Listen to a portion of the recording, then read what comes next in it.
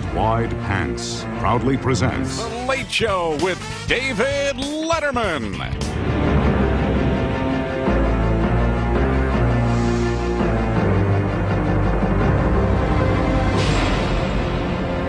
Worldwide Pants, the most trusted name in pants and entertainment and pants. Everyone was aware that we were past the heyday of like the rebellious, like reinventing television Letterman, like the Letterman of the 80s, where it's unlike anything anyone's ever seen. Like we're in a different combination phase of now. like he had spent a decade doing that, and also, you know, he was on at 11:30. He was wearing a suit on stage. You know, he's at the Ed Sullivan Theater. We're on CBS now. Yeah. It felt like this is like, you know, prime time day. Like we want this to be like, they wanted this to be like a real, like, have like a broad audience. And I think especially for Dave, who, like, Johnny was sort of the star that he was steering his boat towards, like that was, and also Dave having now spent, you know, almost 2 decades on television, honing his character, his persona, like who he is, knowing who he was and what his voice was. Like, you really realize, like, the thing with Will, you realize, like, oh, it's not just be funny, it's be funny in this specific way. Yes. That's like exactly like fits Dave Letterman exactly. The switch to CBS for Dave meant, you know, and it's interesting to me how the beginning of those years, everybody was like, it's Dave versus Jay. Yeah. I feel like, as somebody who was still watching the show, about 2 or 3 years into it, I think Dave said, fuck it, I do my own thing. I'm wondering if, you know, Les Moonves said to him, somebody said, don't worry about it. It doesn't matter. Yep. You have a completely different audience. Yep. Go ahead and do what you do. It's a distinct offering, right? Yep. As they say in network television, it's a distinct product. Yep. Yep. And you watched him, and it also, those are the years when, you know, he became such a good interviewer. Oh yeah. And I think that's the unsung, you know, if you kind of look at, like, you're talking to me about those early years of Dave, yep, you know, at late night, the yep, early comic innovation years. Yep. And you end on the Late Show with the years of being really the best interviewer on television, bar none, without a doubt, because he was such a good listener. So yeah, I was certainly younger, and I was one of the writers who had grown up watching Dave, whereas before it seemed like more of the writers had been people who certainly not. I mean, Dave aged as the years went on, and the writers kind of stayed the same age because they were replaced. So it's like Dave started out with his peers, and they started out with people who were more like his younger brothers. Then eventually it turned out it became people who were like his young enough to be his kids. Yeah. So yeah. There were several pieces of it that helped keep the rhythm and the routine daily, which is so vital to just getting that on the air. So when we started early on, I think the production meeting was at 11 a.m. And so I would be getting in around 10:15 or 10:30. Yep.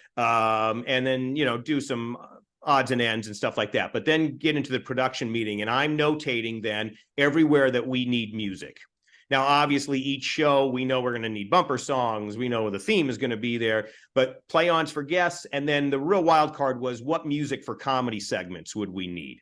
Yeah. So I would notate that entire rundown and make that, and, you know, see where we needed stuff. And then I would get on the phone with Paul. And again, this is pre-cell phone. Car phones were a thing. So if he was driving, I could kind of reach him. But otherwise, you better be ready to go. He'll call in when he has a chance someplace, and you better be ready to go with the information. Right. And then it was just kind of dealing with some odds and ends, but the show then would sort of change as the comedy segments would come in, and Dave liked certain things and didn't want certain things. And so the music piece would sort of change from that. at that point, I think they were doing rehearsals at 2:00 for comedy stuff. So I'd sort of watch that a little bit and just sort of get a good sense of what would happen. Yep. And then the band would start at 3:45. So I'd make sure around 3:30 that people were getting in and everybody was where they needed to be.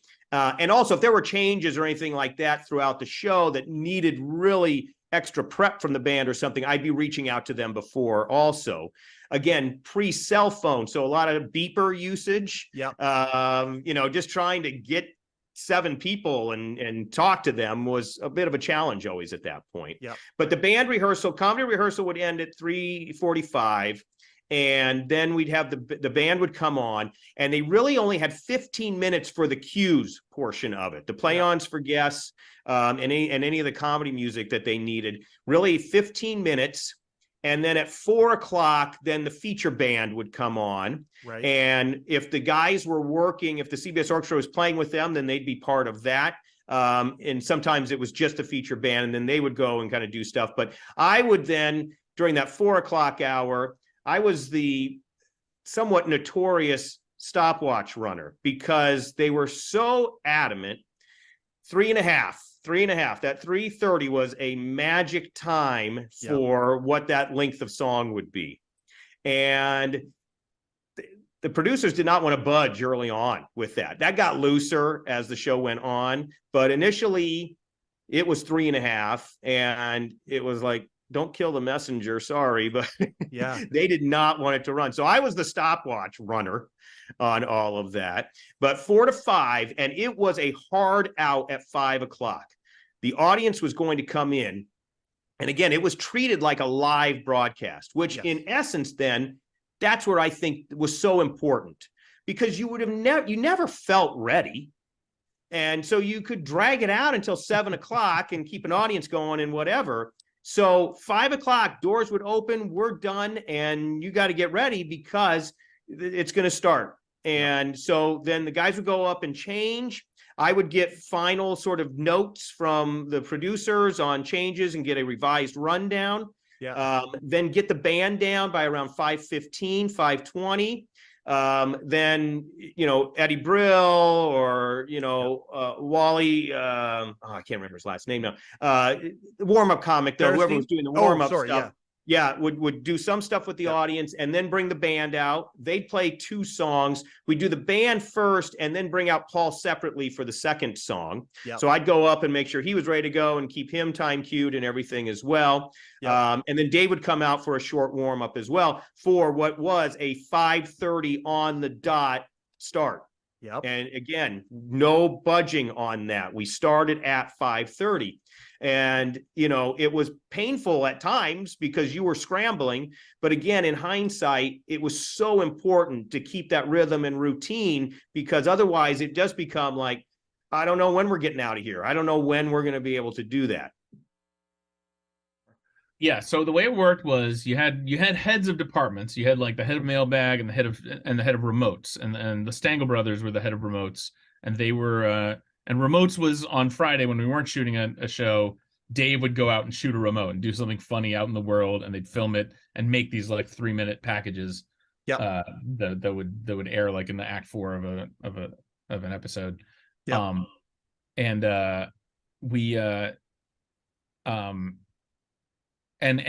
the other writers, you were sort of like, everyone was a utility player, and everyone was just kind of you would get like really like talking through like the structure of your day as you show up, and you're sort of there'd be a meeting in the morning where we just sort of like talk. We would like have FaceTime with each other and not like computer FaceTime, but like actual FaceTime. I should be clear. And we would just talk about like what's in the news and what are we going to do? Like what are the big assignments that are going to be coming up? It was sort of where like Tim and then Rodney and then the Stangls, like the head writer, would sort of like touch base with all the writers. And then we'd all go off to our, like the first thing, I think sometimes we would like, maybe we would, I think we would show up at the morning meetings with with top 10 topics. That was the thing that you would show up with. And like, so what's the topic going to be? And everyone's read the newspaper and everyone's sort of like said like, oh, Mayor Giuliani did something funny, so maybe we'll do a top 10 about that. Or, you know, was there ever consensus? People would come with the same thing, so you knew you were all on the same wavelength, or were they all original and different or fresh, or did it they were I mean, I think this was especially at a time when you know, Craig and I had grown up on you know, the weird top 10 topics that were like, you know, top 10 numbers between 1 and 10, you know, things like that like we always loved. But and we still did those from time to time, but for the most part, there was a real push to make the top 10s topical and have them really reflect something going on in the news. And so that was always and so often people would show up and pitch the same thing, because, you know, if there's like one big news story, everyone sort of eventually gets around to the same take on it.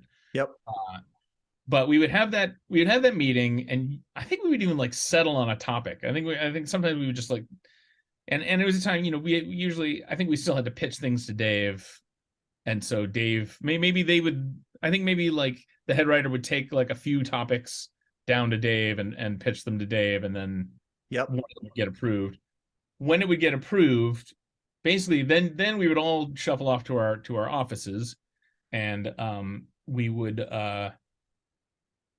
the assignments for the day would arrive in the form of these Xeroxes. Like the head writer would say, okay, we got this topic approved, and he would say to the intern, tell the writers, you know, the topic is this, and we want a passive jokes due at 11 o'clock. And so you'd be sitting in your office just twiddling your thumbs, and then the intern would come by with a Xerox. Everything was a Xerox, and it was like that just said in big letters, just handwritten in big letters, you know, top 10 things Bill Clinton did on vacation, because maybe the story was like Bill Clinton's going on vacation. And are you and Craig in an office receiving this memo back? Are you two in the same in speaking or in voice reach of each other, and you start bouncing off each other, or is this something that you would do in solitude at this point? Craig and I were we were in the same office. We had two desks in the same office, so everyone had their own office, and everyone got the assignment with the topic and due by 11 a.m. I think Craig and I, you know, early on, I think we sort of like riffed together, and then eventually it became it's probably faster if we just like each write up our own. Like just sit there and write, and sometimes if one of us has an idea that's sort of half formed, but we can't figure out how to word it, we would like check with each other. But yeah, you would write them up and then print it out and put it in there was like, you know, all these different, like on the door. It's really like I'm unlocking my memory of this, but I'm glad we're talking about this, because I don't want to like forget how things used to work. Like on the door there were a bunch of different like kind of like slots, like folders to not folders, but one of file things. Like I don't know what the word for it is. Like an inbox that sits on your door. But there's like a bunch of different inboxes, and there'd be like one for top 10, the one for mailbag, one for remote ideas. Oh, that's so cool. Do you have a picture of one of those? Do you have a picture of one from back in the day? Do you have a photograph of one of those? Like that is. I might. I'll dig around and see if I can find it. But that's cool. Anyway, yeah. And that was the structure of your day. Was like assignments come around on a Xerox, and it'll say, and so like the things that you could get assigned were like, you know, top 10s were the big one. The head of mailbag, Rodney at the time, and then us when we took over, would ask the writers for mailbag ideas, because that was something that mailbag was on Friday, but it was something we would compile through the week, and it was sort of like it was kind of like the longer the stuff that took a little longer to like get together, because there would be like tape pieces that you'd have to shoot. I was just gonna say, especially if you had a remote or a tape piece that went along with it. Which was often. Yeah, and that took a little more work, and we you would get your assignment on a Xerox and sit down at your computer, write as much as you could, come up with as many jokes, and then print it out and drop it in the drop it in the box and wait for your next assignment. Like that was kind of the structure of it. It was there would be like mailbag letters, there would be extras was a big thing, which is just like a funny thing that Dave can throw to, like a one joke bit that's more than just a joke, but like a little tape piece or something that he could throw to in the act one. We'd also would need act one ideas, and often like there would be things like know your current events was a thing. I think it was like every Thursday was know your current events, and so we would have to write those jokes, and then interspersed through the day also we would meet a lot in the writers' room for things like if there's like a Dave's video collection piece coming up, we would we would watch the clips from Dave's video collection and write funny jokes about them. When Carter and I wrote for Late Show with David Letterman, we learned only after leaving there to Los Angeles and writing on a couple of sitcom staffs, we learned something that we didn't know because we were ridiculously young newbies on Letterman. On Letterman, and I'm sure other writers on the show have talked about this, a great thing is when you would pitch an idea for like a video piece, you were responsible for every beat of it. You had the idea, you wrote the script. If that script got approved, you were handed back the script, a little check on it. It said, great, we approved your little videotape skit or your mailbag letter, whatever it is. Go make this. Then what you did was you took the script and you talked to the director. You talked to everyone involved in production about what you needed for that shoot. You talked to Sue Hum in wardrobe. You talked to these sound effects people. You talked to music clearances. If you wanted a specific song, you had to clear that song to use it. And you went and you with the director, kind of co-directed and shot the piece that you wrote. You were on set, you're working with the actor, you're working with the camera people, you're working with the director. You get that shot, you take that to the edit room, you order up the sound effects you need, you call up graphics, you call up Chiron, you say, I need this text, you say, I need this graphical element that needs to be created before I'm in the edit room, because if I'm in the edit room, I don't have that, I can't finish it.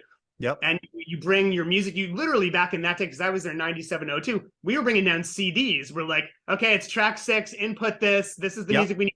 But then halfway through, it switches to this other music cut. That's on this CD. And you had it and you uploaded those songs. And then you chose the parts of the songs you wanted. You sat with the editors. You put all of the graphics and the music and whatever together. Doing that for 4.5 years is what taught me how to be a TV showrunner. This is the original page on blue paper, and you can see the boys. They were in case folks don't know watching, the boys, Jim Mulholland and Mike Barry, the head writers of Johnny Carson, head writers of the Emmys, the Oscars, the legendary comedy writers. And they were big contributors to the monologue. But they didn't have cell phones, only called over the regular phone, and they didn't use a computer. If you can see, this is a typewritten page. Classic, old school, and signed on the bottom. Fact, on the blue paper, and signed. So here's the story behind this. December 1997. So it was Dave did Christmas jokes, obviously, around the holidays. And there was a joke of mine about some Christmas special, some Kathy Lee special, some dumb joke. And then after that, and this was the tag, this is the kind of joke that Dave would do that's not from the boys. It's not even like a joke, just sort of a tag. He said, and then tomorrow, it was my show, Kathy Lee has a Christmas show tonight, whatever the joke was. And then the boys' joke is, and tomorrow night, Jerry Springer celebrates the holidays with 5 teen prostitutes. Right? So it's so Dave. Nobody else would say that, but it's hilarious. And so, but here's the thing. So I'm in rehearsal. We go through my joke, and we get to this joke, and Dave just doubles over at the waist. He used to do that sometime if he was laughing really hard, and just couldn't stop laughing. And I said, that is pretty funny, but like, I don't know if I've ever seen you laugh this hard. And he looks at me, and says, I just want to know how the boys came up with 5 teen prostitutes. How did they know? And so I call Mike Barry up on his landline, and I say, Mike, Dave just wants to know why 5 teen prostitutes. I'm telling you, it couldn't have been more than 3 or 4 minutes later when I hear beep, and this thing comes through. And I gave it to Dave afterward, and oh my God. So here's what they say. So he rewrote the line, tomorrow night, Jerry Springer celebrates the holidays with 5 teen prostitutes. Gabe, in answer to Dave's query as to how we came to pick 5 teen prostitutes, had we picked 4 or 16 prostitutes, the joke would have sounded like 14 prostitutes or 16 prostitutes, thus dulling its meaning and heavy laugh potential. 1 teen prostitute sounds like a strictly personal encounter, or at the least, a serious break in Springer's regular multi-low-life format. 2 or 3 teen prostitutes still seems a rather skimpy panel and not very funny. Yet, 7 or more teen prostitutes is too unwieldy a group for Jerry Springer to believably handle on a Christmas special and would undermine any credibility the joke might have with the audience. Thus, 5 teen prostitutes is the only possible number of teen prostitutes that works. The alternative would not to be the joke altogether, which in retrospect, I strongly recommend. I mean, brilliant, just brilliant. Everything you need to know about comedy is right there. That's how much, because people don't get, especially people starting out in stand-up, don't get how every single word, every number is considered. Yes. Every syllable, every letter. And I guarantee you that when the boys wrote that joke, they didn't think, 14, 16, sounds too much like 14 or 16, instantly just knew. But when they had to deconstruct it, they deconstructed it in perfect logic. I just think that's great. And tomorrow night, Jerry Springer tomorrow night celebrates the holidays with 5 teen prostitutes, so that'll be good.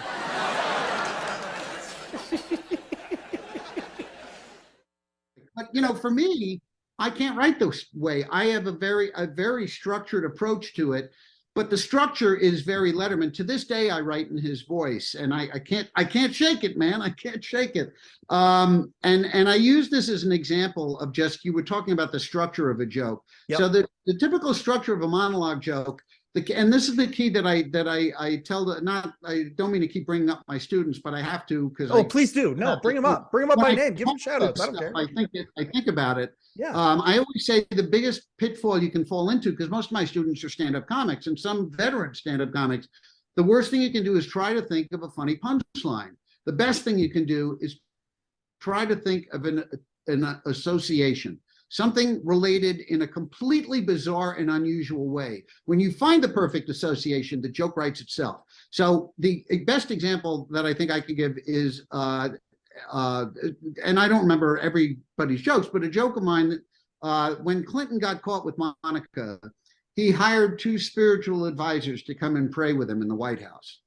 So I thought, well, this is a typical empty political gesture. And so I wanted to write a joke about it. So I knew it was going to be a Monica joke. So right away, I know where I'm going with it. So I thought, so this is the way a joke gets written. So now I go through this mental Rolodex of spiritual advisors. Okay, what do? They wear robes. Well, Monica had the blue dress with the stain. Maybe there's a tie-in, not really. The wine, the wafer, eating, mouth open. Maybe that could get to, what else?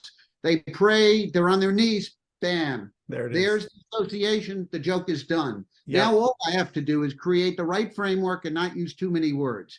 So the joke ended up being, President Clinton hired 2 spiritual advisors to come and pray with him in the White House. Just so we need more people in the Oval Office on their knees. And you can see that once knees was there, it was just putting words in the right place, really.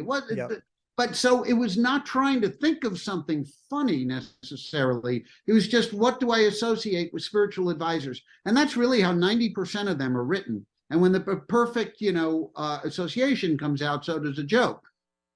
And the other thing I just wanted to say quickly about that on their knees joke is, the first way I wrote that joke was just so we need more people on their knees in the Oval Office, which would still get a laugh, but not as big a laugh as putting knees, the punch word, last. Right. So instead of in the Oval Office, in the Oval Office on their knees. And what's amazing is I see people that are late night writers that do this for years, and including myself, that will still make the same mistake. You miss the simple thing, the simple thing, but the key thing. It's something that we should have flipped. Yeah. You know what? You know what Clinton's done now? He's hired spiritual advisors. I have a staff of spiritual advisors. Paul, you've seen a staff of spiritual. Clinton has spiritual advisors, and they're going to get together with President Clinton once a week, and everybody's going to pray. And I'm saying, oh, great, that's just what we need. More people on their knees in the Oval Office. That's how this all started. How this whole thing began.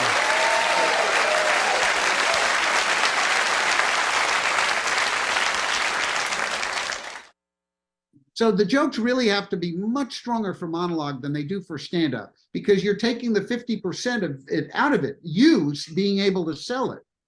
So the joke has to read funny on paper the first time. So the first thing I kind of instinctively knew was to keep it short. Like I always tell my students, 3 lines or less on the page. And the one thing I see Dave do that I've never seen, and you just basically mentioned it, is he can stray from a 3-line joke and make it 20 or 30 seconds long, and he will hit that scripted punchline perfectly. There you go. He will find his way back and hit it perfectly. Other guys can't do it. No, and the other thing is Dave had a structure to his monologue, a story arc, which I've never seen another host, including Johnny Carson, have. He would find the closing joke, which the reason we went to Monica is a dirty joke is always going to get a bigger laugh on TV because it's forbidden on network. But everybody knew it was about a blowjob, So we would always close with a borderline blue joke. And so we would find that, and then that would be joke number 8. And then he would usually pair up joke 6 and 7. Like if one was about Clinton, maybe the next was about Gore, and then jokes 3 and 4, and then joke 1 and 2 was I was walking to work through Central Park today, saw a squirrel, and right away the idea of him walking to work through Central Park, people start giggling. Oh yeah, already. I love when he talked about being on the subway. I thought and that then was the next one would be lunch. about the cab drivers, but there was an arc to the monologue. No, every host is like every stand-up comic. Let's see what else is going on. You've never heard Dave do that. So with Madonna, you have to understand she is the biggest star in the world at that point. That's and right. Also fodder every single evening for David Letterman for jokes. Yeah. And because she keeps doing dumb shit and funny dumb shit, and it's there's an endless amount of jokes about her to the point she where talked about. She brought a clip. Did you help her assemble the clip that she brought that night? Yes, I did, because here's what happened. So so yes, she, I think at a certain point realizes that she needs to probably go on the show because it's every night. And she has a publicist, a manager at the time. Mm-hmm. I can't remember. It's terrible. I can't remember her name. She was Cher's manager too. Yeah, it's bad. I can't remember. Anyway, she calls up and we start talking about the possibility of Madonna coming on. Yeah. And so she goes, okay, I want you to talk to Madonna about this. So I get on the phone. So Dave is apprehensive about this, and rightfully so. Rightfully so, yes. and I say, well, let me talk with her and see how this goes. And so I told her, I said, I have an idea of how to have a segment that will make you look good, that'll be funny, that Dave will be comfortable with and you'll be comfortable with, and we can diffuse some of this stuff a little bit too. And the idea was she can come on and basically say, I've seen all the jokes you've been making about me, and Dave will sort of say, I've been making jokes about you, or whatever he says, like I don't know what you're talking about. And then you say, well, I brought some clips, and you say, and there will be 3 pieces of tape, and put him on the spot and let him sort of answer to each one of them. Let him be Dave. Yeah. Right. So she likes that idea. So she agrees to the booking, and I go to Dave and the night of the show, and I'm like, I actually think this is going to go okay. I think this is going to be fine. And so he goes, okay. I go, there's 3 pieces of videotape. She's going to call for them. We'll be in and out, and then whatever else happens is fine. I go up to her dressing room, and she's with a famous makeup guy, Kevin Aucoin. Mm-hmm. And they appear to be stoned, but I don't want to say anything. I've never met her before. You mentioned Indo on the show. So right, I'll get to that too. Yes. So, okay. Anyway, okay. yeah, Okay. no. So they appear to be something's going on. Okay. So I go, hi, I'm Daniel, and she goes, and she puts it on her hand, and she goes, suck my dick, and I go, what? Like I'm sort of smiling, like I'm not. Did she just say suck my dick? And I go, okay, and she goes, suck my dick, and I'm like, and in that moment I was like, oh fuck, I don't know. I think I'm in trouble, and I think there's a different agenda going on here, maybe. So I started like my radar goes off, and I'm like, oh boy, this might not go well. I really at that exact moment, and so I tell her that it's 3 pieces of videotape, and she's like, that's too much for me to remember, and I'm like, it's not really too much. It's 3 pieces of video. You just call from one at a time, kind of thing. And she's like, and she says, well, we had a little endo, and I go, endo, and I didn't know what the fuck. I mean, I smoked pot, but I didn't know what endo or what the fuck it was. Sure. And then she and Kevin started laughing, and I'm like, oh fuck, she's stoned. So like it was like, and I was like, how do you get fucking stoned in this? Like, it's gonna be a seminal moment in television, right? And if you're nervous, smoking pot is not the fucking thing to do, right? Like that's not it. Take a Valium. I mean, whatever. But you're and she's almost like, and go in and she's like, can I swear on this show? And I go, well, they'll bleep you, but I guess you can swear, kind of thing. So I did tell her she could swear, and that's all she did. She went out there and she tried to give Letterman her panties, and she had a fucking agenda. She didn't call for the clips. And Letterman was not happy at all. Oh, I've heard. He was, and I was really, so here's the thing. It was 2 things. I was frustrated because I'd sort of presented it to Dave in a way that everything is going to be great, and it fucking was not great. Yeah. At the same time, I knew this was seminal television, no matter what happened. Absolutely. So famous or infamous, part, people were going to be talking about it, right? Famous or infamous, right? And the other part of this was that doesn't get talked about is that she wouldn't leave. She wouldn't get off the set. The poor damn Counting Crows. The poor Counting Crows, right? The Counting Crows were making their national television debut that night. Yes. And we'd already bumped. I think we bumped somebody else in the middle, but maybe not. But anyway, we were about to have to bump the Counting Crows. She wouldn't leave. We kept trying to say goodbye to her on the air, and Morty said to me, because I stood next to Morty during the segment, get rid of her. I'm like, how am I supposed to get rid of her? Like, you just got to get rid of her, because otherwise we're gonna have to bump the Counting Crows. So I went up to her and just sort of like hung out for a moment, like awkwardly, like a segment producer does, and Dave's sort of like not really talking to her, and she starts in there and I was like, wave to the audience, Madonna, and she waves like this. And I put out my hand, and she takes my hand, and I lift her out of the chair, and I go, wave again, and I literally escort her off the stage. Holy shit! And there's a picture of that moment, which I can send to you later if you want. Yeah, because it's me pushing her, because the CBS photographer took the picture of the moment. Me kind of escorting her on the stage, and Dave laughing his ass off because he just saw when I'm dragging her off the stage. I'll send you the picture. It's a great picture. The way I always viewed these segment notes and the pre-interviews that I did was that they were a safety net for Dave in terms of if everything goes south and he doesn't have anything to talk to anybody about, they're there. And frequently, we'd be able to get some stuff that was interesting that he wanted to talk about, but there were also times when he just, went off and didn't, or times like with Madonna where he couldn't go through what was in the segment. And then that was sort of, those were the moments where Dave was at his best, I think. And, if you look at this sort of, I remember TV Guide put together their sort of, for Letterman Goodbye, their top 10 moments of Dave, as everybody did.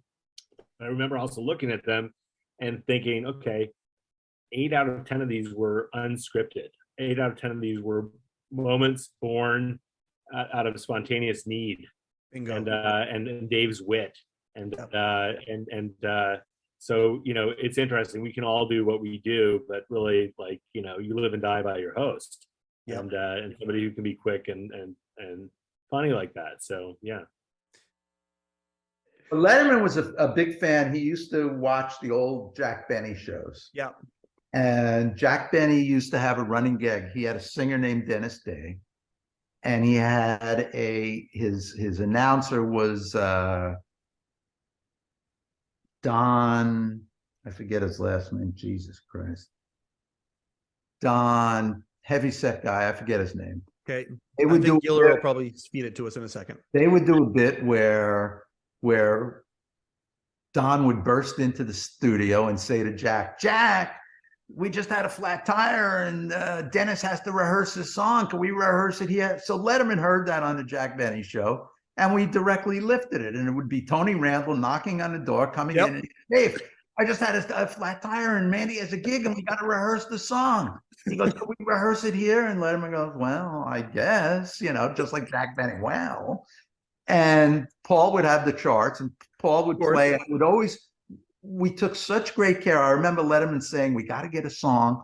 And he used this term that will blow the fucking roof off the place. Yes. He goes, it has to be a song that is just so powerful that it blows the roof off the place. Yep. And so Paul would always build to it.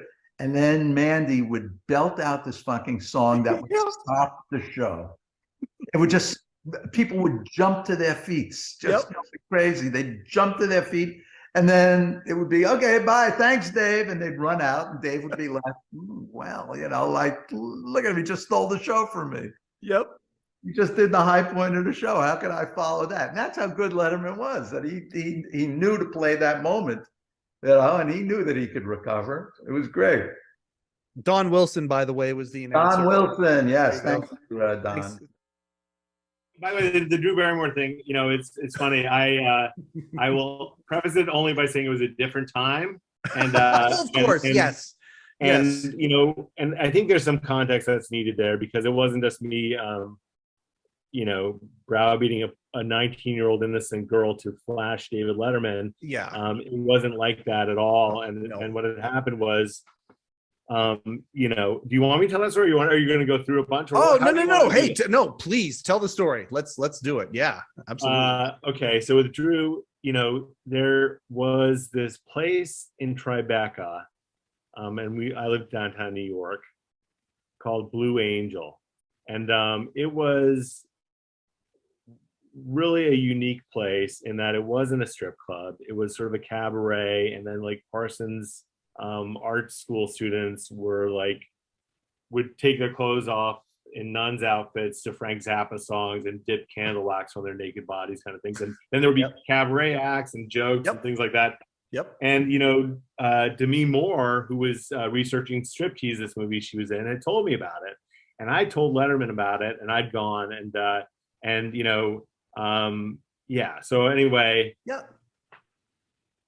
So I think I can tell this story. So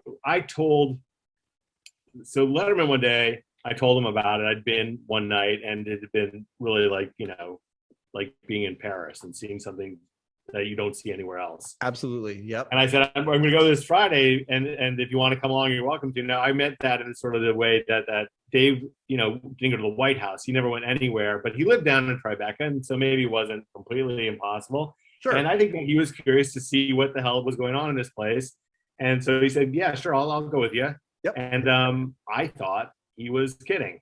And he said, I'll see you Friday at 8. I'll meet you at the bar, Embassy Bar, which is my buddy, one of my great friends owned this bar, and it was right around the corner from his house. So I went to the bar on the off chance, and he wasn't there, and I left. And I knew, I was like, this was stupid. Of course, he's not going to go to this.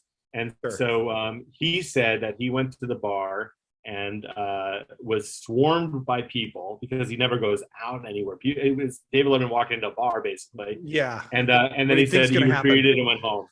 And so Lori Diamond left messages on my answer machine going, hey, Dave's looking for you, but it was before cell phones. So anyway, I went back in. This leads into the Drew Barrymore story a little bit. So Drew is coming on the show, and what's interesting is the day before she comes on, she goes to this place, Blue Angel. And Drew, being the free spirit that she is, gets completely naked on the stage and has the time of her life, and it's the front page of the New York Post, but nobody had cameras, nobody had phone cameras. It was just a big story. Yep. And to her credit, she didn't cancel the show because everyone wants to talk to her about this insane moment where she takes all of her clothes at the strip club. Sure. And I'd produced her before, and she got on the phone with me, and this is before publicists listened in on everything. And she says, Dan, it was the most liberating experience of my life. I've never felt freer. I've never been, never felt better. Anything like that. And I loved every second of it. And I said, I've been there. It's a great thing. I tried to get, and so this is context. I tried to get Dave to go one night. He got I tried to talk him into it. He kind of half-heartedly decided, but he never made it. And she's like, oh my God, he would love it. And basically, talking about her, and I go, well, it's his birthday. Maybe we could give him a little performance kind of thing of his own. And she's like, oh my, and that's the part that's inappropriate on my part. I should never have said anything even resembling that. So she said, do you think he would like something like that? I was like, are you kidding? He doesn't get out. He would love something like that. She's like, well, how could we ever do that? I mean, it would be really fun to do. So I said, well, truthfully, if you flashed him, you're back with the audience, somebody else would sing. And she's like, okay, I'm not sure I want to do this, but let me think about it. I got to working on my courage, but it would be really fun. And why don't you can't tell anybody. You can't tell Dave. You can't tell anyone. It's going to have to be a surprise. And not only is it going to be a surprise, but I might not do it, Sure. So just tell Paul to be ready with some vampy music for me if I need it. Yeah. Okay, great. I told Paul. So then I go and see Morty. And Morty was such a chicken shit at this moment. Morty was mortified? I've been wanting to say that sentence forever. Was Morty mortified? Yeah, Morty mortified. Yeah. No, so what happened was I said to Morty, I go, I got this thing where you can't tell Dave and you can't tell anybody. But I know Dave. I mean, Dave is, pretty, he doesn't like this kind of stuff. And I knew I wasn't going to lose my job because I figured, I was okay with that stuff. And I said, what do you think? And he goes, it's your call. And I go, it's not my call. You're the executive producer. It's your call. He goes, your call, Danny. He walks away from me. I'm like, fucking shit. So I was like, okay, great. So I was like, fuck it. Let's try it out. I saw Drew, went through the segment with her, and said, they're ready to go if you want to do it. And that's how it happened. It was Dave's birthday, I guess. And she didn't tell anyone she was going to do this. And she climbed up on his desk, and turned her back to the audience and lifted her shirt as a gift to Dave. And people just went wild, and everyone in the control room was just howling. I mean, it was just one of those crazy, crazy moments that people couldn't believe. And something, the fucking Academy made such a to-do about Dave bringing Tom Hanks up to do the stupid Patrick and roll out the red carpet. Hanks could care less. Hanks is the most chill guy you've ever met. It was like he knew he was going to win. He didn't embarrass the awards. No. He didn't smirch their legacy. He was doing what he did. If they didn't know that that's what he was going to do, they shouldn't have hired him. Right. It wasn't his fault. And I kind of felt bad because Gil Cates, who did the show, I was very close to his brother, Joe Cates. So I knew Gil. And right before the awards, Letterman wanted to fuck with him. And he said to me, Morty, I want you to go to Gil Cates and tell him that I'm not going to wear a tuxedo, that I want to do the show in a suit. And I said, Dave, what do you want to do that for? I said, the guy's doing a show that 1 billion people watch, the biggest show ever. I said, a half hour before the show, you want to just fuck with him like that? He goes, yeah, let's do it. Let's just. So I felt badly. So I went up to Cates. I said, Gil, you got to take this with a grain of salt. Letterman wanted me to tell you that he's going to wear a suit, not a tuxedo tonight. And Gil goes, yeah, all right, don't worry. He got it instantly, and it was just one of those things that you go, oh God, why do you have to fuck with people? So here's what happened with Peter O'Toole. he was a great guest. He'd been on Letterman any number of times, and he was always, great. But I mean, there becomes a challenge for a segment producer too. When somebody comes on 100 times, there are only so many stories you can, I mean, you're really like, wringing the washcloth there a little bit. And so, there'd be times with like guys like Tom Brokaw, who'd been on every time we was a guest. And so, I remember as a researcher calling Yankton, South Dakota after reading his book, trying to find new stories in the book when most of the stories were we'd heard. And there was a big thing about repeating stories. You didn't do that. And even if they were talked about on other shows, you couldn't repeat stories. That was part of the goal too. So I'd call Yankton, South Dakota, and I found his school teacher and I found his neighbor, and like they tell me stories, and Tom was always like, how did you find that out? And like, it was sort of a cool thing for me. So Peter O'Toole was a challenge. So when I said to Peter O'Toole on the phone, and I had not produced him before, I don't think I'd ever produced him before, was these shows for us in London are a big deal. So here's what I'm thinking. Either you come out on a rope, like in My Favorite Year, like you make an entrance that way, or you come out on a camel, like Lawrence of Arabia. And so Peter O'Toole, being, I don't know, in his 60s at this point, maybe late 60s, said, I am not coming out on a rope, and I most certainly will not be coming out on a camel. And I said, oh, please, these are such big shows for us. It would mean so much. And, and I was begging him, and, shamelessly begging him. And he said, I'll tell you what, if you find in London a racing camel, a real racing camel, I'll do it. But short of that, I'm not going to do it. And I go, okay, that's fair. I appreciate that. Mark my words. I'm going to find a racing camel. So we're in London. I'm looking everywhere for a fucking racing camel. I can't find a zoo camel. I can't find anything. I can't find any camel at all. But I find this guy, and he claims to have a racing camel. I was like, God damn it! I knew. We were doggedly looking forever, and we found it. So got very excited. Brought in the camel. And Peter O'Toole shows up at the studios, Channel 4 studios, and we have the elephant doors, the garage doors. That's where the camel is. And I meet him at his car, and I walk him to the loading dock, and I go, ta-da, racing camel. And he goes, and he like turns up his nose. He goes, that is not a racing camel. That is a common zoo camel. I'm like, no, that's a racing camel. He's like, no, it is not. And I'm like, oh no. And I think I spent like $5,000 or something to get this fucking stupid camel there. And I had to get like approvals and a bunch of things. And like, oh, please, you still have to do it. Can you please come out on this? He's like, no, I'm not coming out. And I'm like, I'm going to lose my job. You have to make this entrance on this. And so he's like, he felt bad for me, I think, and he agreed to sort of do it, and he was sort of reluctant. And he goes, okay, well, we'll try it out in rehearsal kind of thing. And so then the part that's sort of a cool add-on to the story is that we were doing Stupid Petricks that night. And I was pissed at the guy who'd sold me on the idea that this was a racing camel, and he was there with his camel. And I was pissed because I'd been fucking had and spent all this money on it kind of thing. And I was like, okay, well, maybe this thing is salvageable. Does this camel do any tricks at all? Does it smile? Will it shake your hand? Does it wave its tail? Anything? He's like, nope, sorry, son, doesn't do any of that. Sorry. And then the guy who's with them says, enjoys a bit of a lager every now and then, the camel does. I go, what? He's like, yeah, enjoys a bit of a lager every now and then. I go, the camel drinks beer? He goes, yes. I go, great.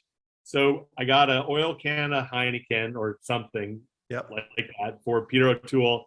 And as he dismounts the camel, after we did the rehearsal and everything, he says, I have what you call a stupid pet trick. And he opens it. And we haven't done this with the camel also. So maybe the camel was like, no. Camel takes the can, holds it up, and chugs the whole thing. And the audience goes crazy, right?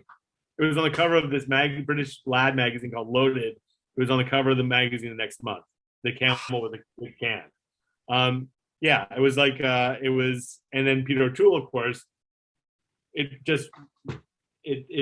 makes him, it adds to the legend status of Peter O'Toole. He comes 100%. In on the camel, and the Campbell drinks the beer, and it was a celebratory moment, and it was a great moment for me as a producer as well. Larger than life moment. I'm probably forgetting 100 details, but that's what I remember.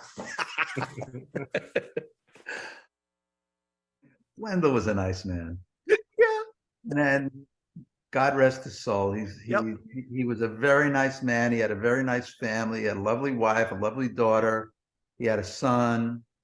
And he was a good guy, but he was one of the old school, old chummy guys who, used to go to the New York Athletic Club, which, I never liked because it was an anti-Semitic club, supposedly.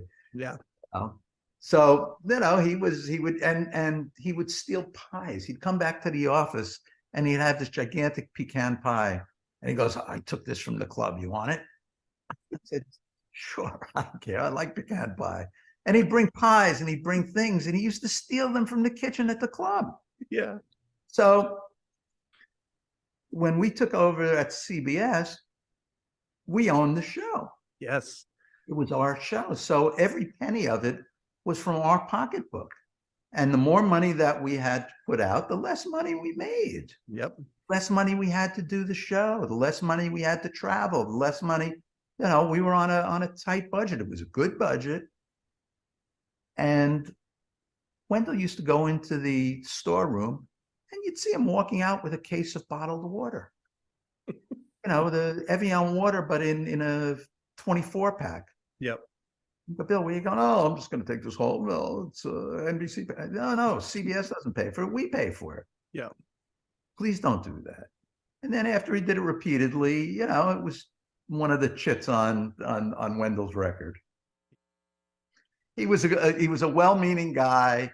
He loved the show. He always wanted to do more, and we never let him. Yeah. He didn't have the comedic ability that Alan Coulter ended up having. Oh, absolutely not. Yeah. To this day, I regret the fact that we fired him, and it hurt him, and it hurt his family, I think. And I don't think he worked very much after that, and then he retired and passed away. And I still bear that, and it makes me sad. But Alan was the consummate professional. He was hilarious. He was such a pro. It was he would just nail it every time. He was so good, and he was game for almost anything. There were a couple times he's like, I don't know about this, Jeremy, because I would bring him a script and he's like, I don't know. But then he was always such a good sport, and he would end up doing stuff. I would write, some sketches for Alan. And the thing that jumps out about Alan is going back to the thing I said earlier about, Biff is who he is and Rupert is who he is. And the show, to its credit, had a very kind of amateur hour quality to it. We weren't slick professionals, which was great and charming in its way. Sometimes as a writer, it was a little frustrating that, you couldn't give a big soliloquy to Rupert, He would love that, by the way. but I would say that except for Alan. Yeah. Anything you threw at Alan, he could do it. He would elevate it. He would make it better. And he was such a gift to the writing staff. I just loved his talent and being able to give him a script and have him make it 5 times better. Celebrity Interview, that was you, right? Yeah. I didn't create it. I believe Carter and Craig created it, and I think they did one. It might have been the Gwyneth Paltrow one. Paltrow? Oh no. And then she. I think that's around the time they left the show. And so I think the head writers at the time, Eric and Justin, who had hired me, I think they said, can you do the next one? And that just turned into this, we did it to the very end. So I did take that over, and it did grow a little bit, which was fun. It largely was the same thing. Like anything, we we really sort of like drove it into the ground.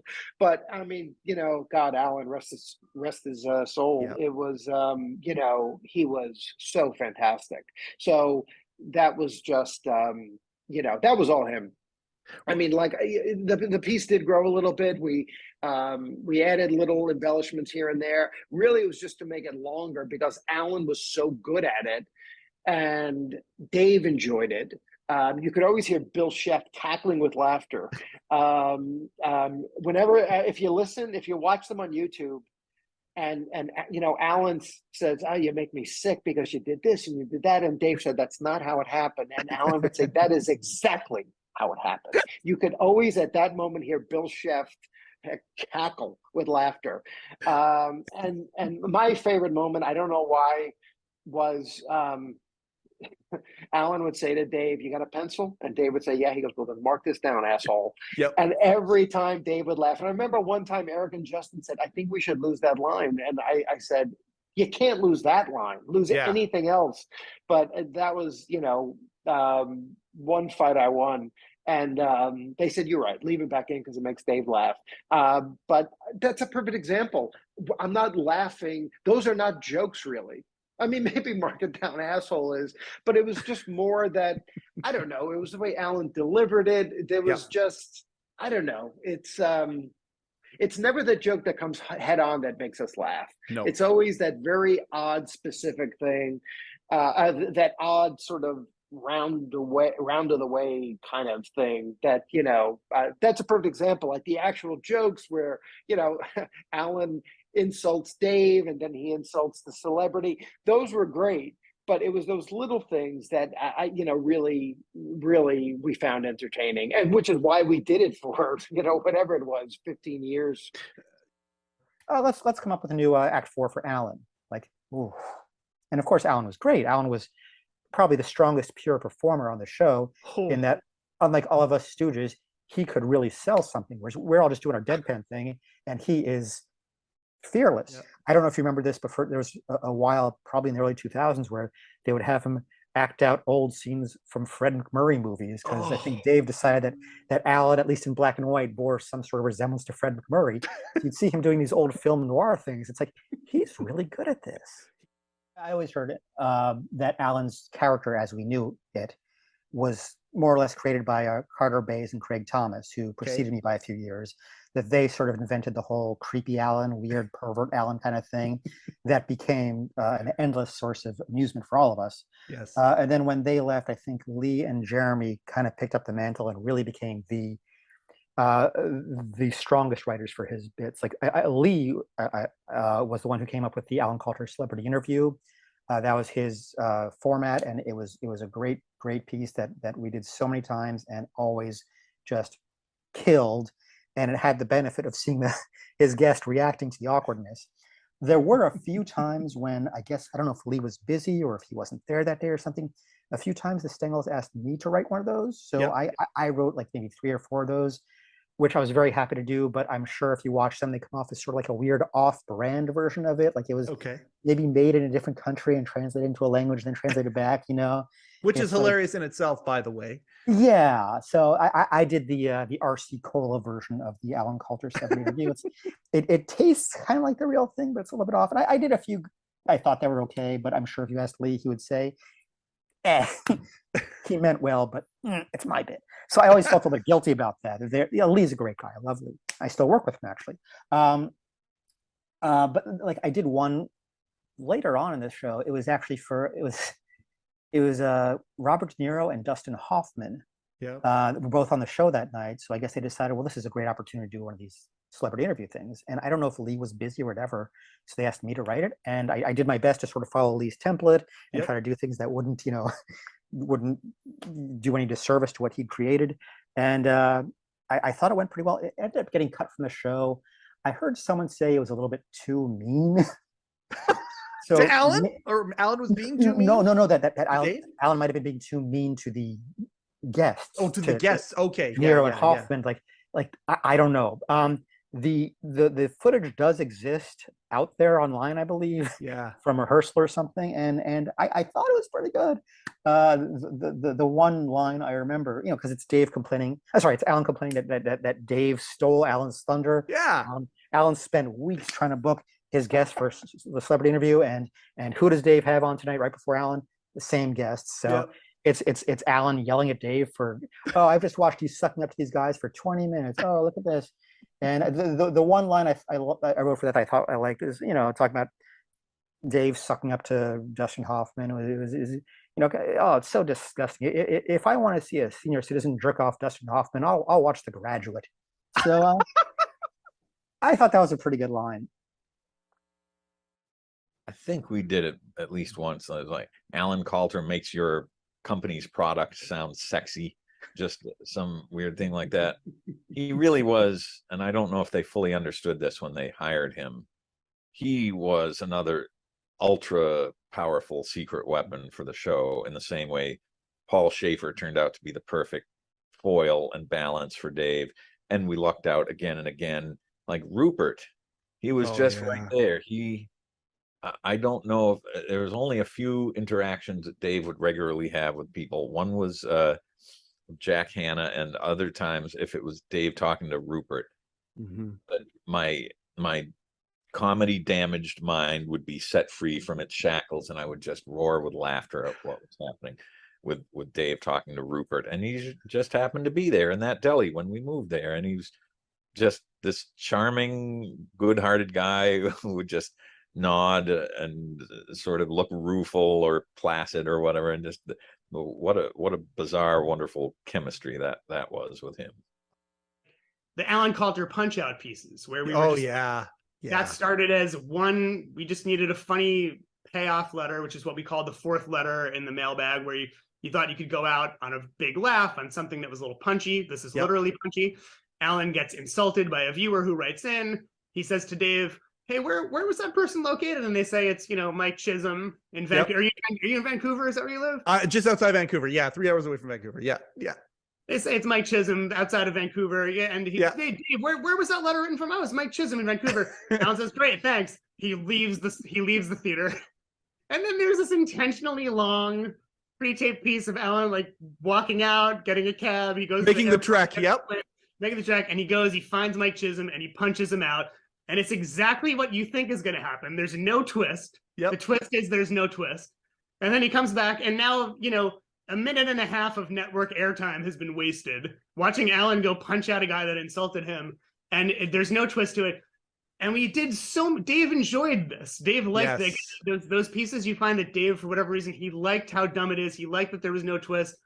But then over time, we did it over and over again. And there started being little twists, like Alan wound up punching out Regis Philbin. Yeah. Ended up punching out, I think at one point he punches out, I believe, himself in some incredibly sophisticated split screen technology.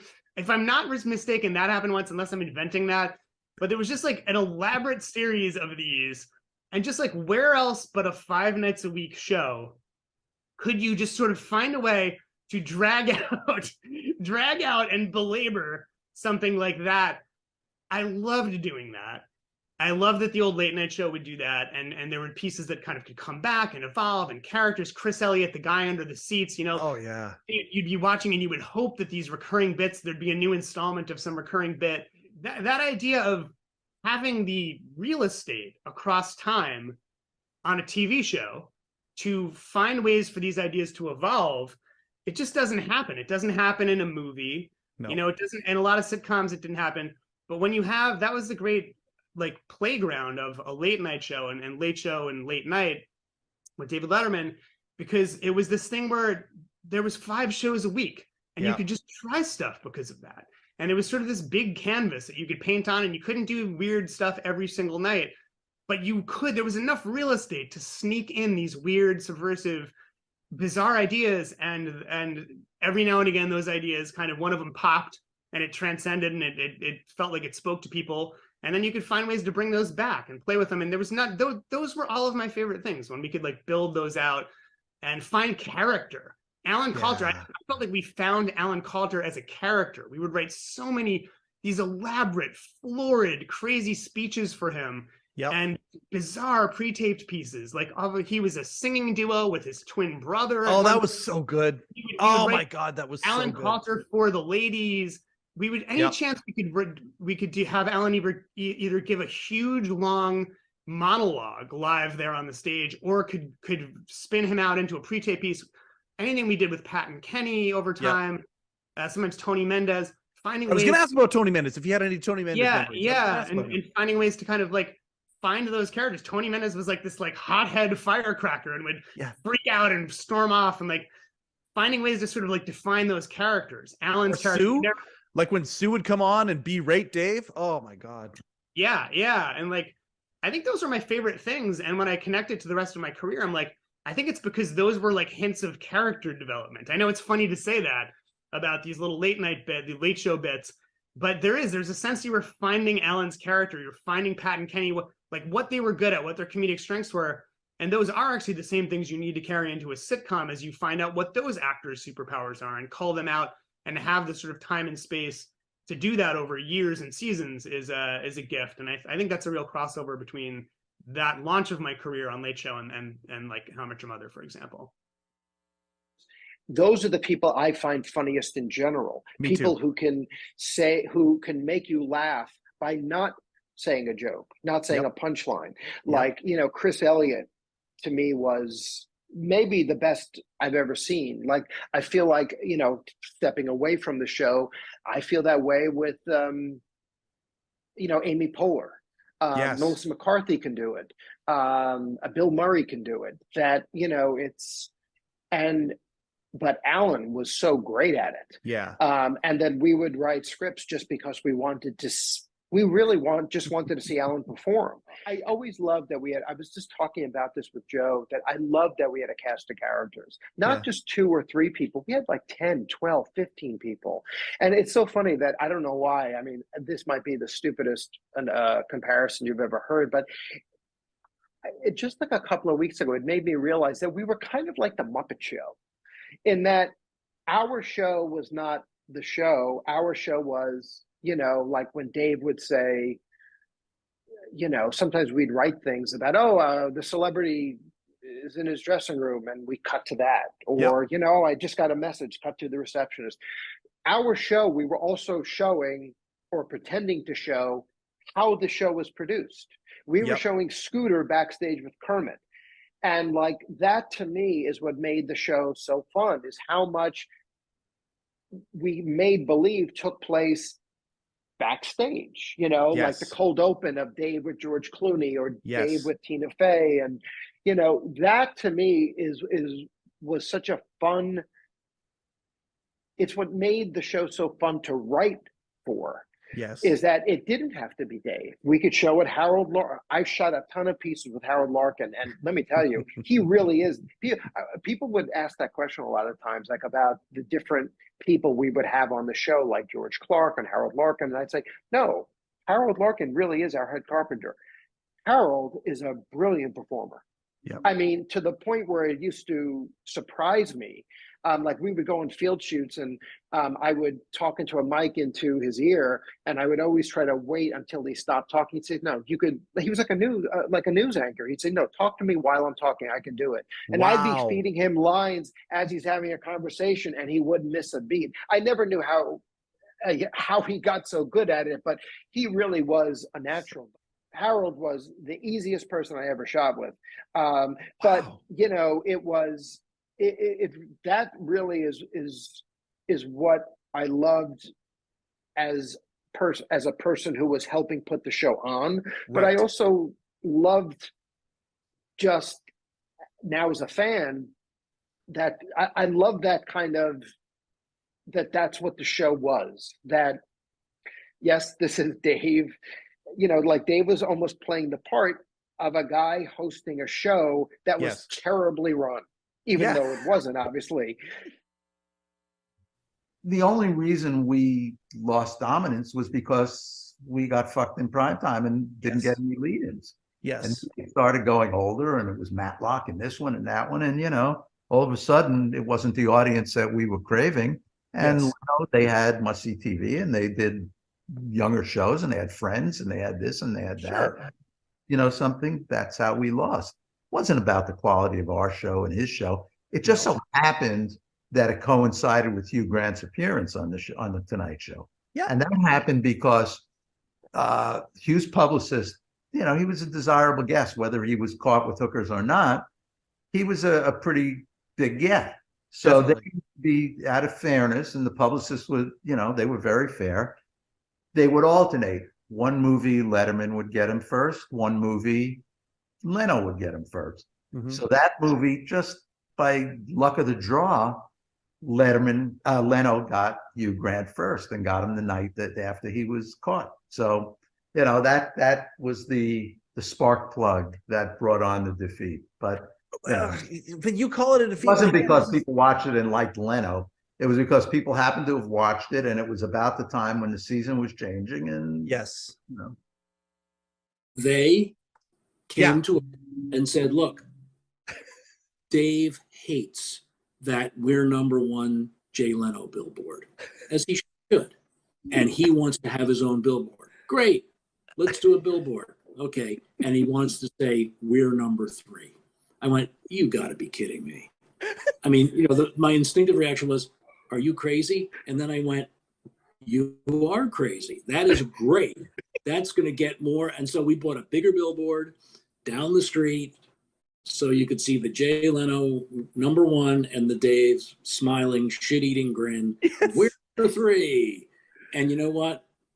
God bless him. No, the best, I got to tell you, again, seriously, we were happy conduits of his great humor and ideas. Not all of them got through, but most of them, like this one, did. Okay, I gotta ask. You just opened the door. Do you remember one that didn't get approved that they threw out there saying, "Hey, let's do this," and you guys are like, "No, that's too far." Do you remember one off the top of your head? No. Okay. I don't. I just remember we would go kind of like, really? And you know, they would go back, we would go back. Somehow we made, and there'd be a compromise. Yeah, but not often. Look, as I said, Dave's a genius, and his work was genius, and it was true to brand. He wasn't going to be told, or you know, he wasn't going to read a script. Yeah, you know, he was going to make it what he felt was his brand of comedy, and we were true to that. It's the audience who have to respond, not Dave.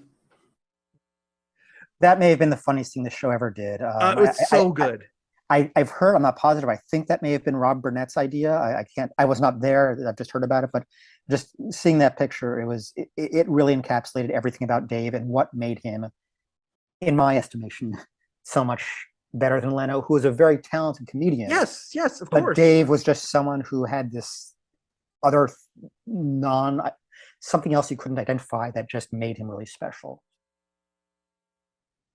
Ovitz and I hatched a plan. And the plan was, what if Disney buys Worldwide Pants? And if Disney buys Worldwide Pants and our library and our assets and our commitments from CBS, Everybody Loves Raymond, we hadn't done the pilot yet. If Disney buys all that, one, they'd pay a fortune for it. Two, Michael Ovitz and David Letterman would be partners, and he'd be back in business with Ovitz. Holy shit, Morty! I've never heard this. That's amazing. Why didn't it happen? At the time, Letterman, and this is how I surmise it happened. I think there were other factors in my getting fired, but I had always kind of put 2 and 2 together, where there were people that when Ovitz left, they ascended to be the point person for Letterman. Okay. Lee Gabler and Jim Jackway, who was Letterman's attorney, and Fred Nigro, his business manager. Okay. And I don't think they wanted Ovitz back in Letterman's life. So when they caught wind of this secret proposal that Ovitz and I wrote, they turned against me. And I think they convinced Letterman to turn against me, that I was out for myself, I was out for the money, whatever it was. But I became very close. So when I got fired, the night that I got fired, I went back into my office and I called Ovitz, who was at Disney. And I said, "I can't believe I just got fired." He goes, "Good." He goes, you'll come here. You'll be the Lorne Michaels of Disney. of ABC, blah, blah, blah, blah, blah. I'll give you a deal. Simultaneously, he was negotiating with my girlfriend at the time, who was Jamie Tarsis, and she became the president of entertainment at ABC. So he couldn't give me a deal because it looked like she was giving me the deal, which she wasn't. Ovitz gave me a deal there. So I had to wait like a year before I got a deal. But Ovitz had promised me and took very good care of me. And when Ovitz was at the on the outs there, I'll never forget going up to see him at the Disney headquarters. And he was in this gigantic office. He had not a paper on his desk. And he broke down crying. And he said, I don't know what to do here, Morty. What the fuck do I do? He goes, they call this building the Team Disney building. There's no teamwork in this company. I mean, he's sobbing. And I go, Michael, you're better than all this. Don't blah, blah, blah, blah, blah, trying to placate him. And he goes, Morty, you're the only one that knows I have a sense of humor. You and Dave know that I'm funny and that I can have fun. I'm not serious. And it was a very interesting conversation. And shortly thereafter, he left. Yeah. Funny story, the night I got fired, Mandy Patinkin was a guest on the show. And Mandy, so I was friendly with Mandy. So he calls me up that afternoon and he goes, Morty, I have an idea. He said, I want to do some magic tricks for Dave. He goes, I have 4 or 5. He goes, I don't have anything to talk about. He goes, I really want to do these magic tricks for him. I've really done them well, and I think he'll enjoy it. So I said, all right, let me talk to him about it. I go to Letterman, and I'm sure in his mind, he knew he had to fire me that night. It was the night I got fired. So Letterman says, I say to Letterman, I said, Mandy wants to do magic tricks. What do you think of that? He goes, no. He goes, what am I supposed to do? Act surprised when he does a magic trick? I have to fake being surprised. That's why he hated getting gifts on the show. Right. Never liked to be surprised with a gift because he'd have to feign appreciation. He had to feign that he likes it, whatever it is. So he goes, I know all these tricks. He goes, what am I going to do? I go, wow, I'm amazed. He goes, I don't want to have to act and react that way. So I go to Mandy, and Mandy goes, well, I have nothing else, Morty. I have to do these tricks. So finally, I convinced Letterman. I said, let him do the fucking tricks. What's the big deal, right? I'm getting a drop. Hold on. So one of the tricks he wants to do is where he goes behind Letterman's head, right? And now Letterman had a thing with his neck. Letterman claimed that he had a broken neck. Yes. Claimed that, he was in a car accident, whatever it was, and that he broke his neck. So Mandy had this trick where he would get behind Letterman and he'd go, oh boy. And it wasn't supposed to squeak. It's a dog toy with a water bottle. So he had a water bottle under his arm and he'd go, no, not supposed to squeak. No, I hear it. No, we hear it. The water bottle. Yep.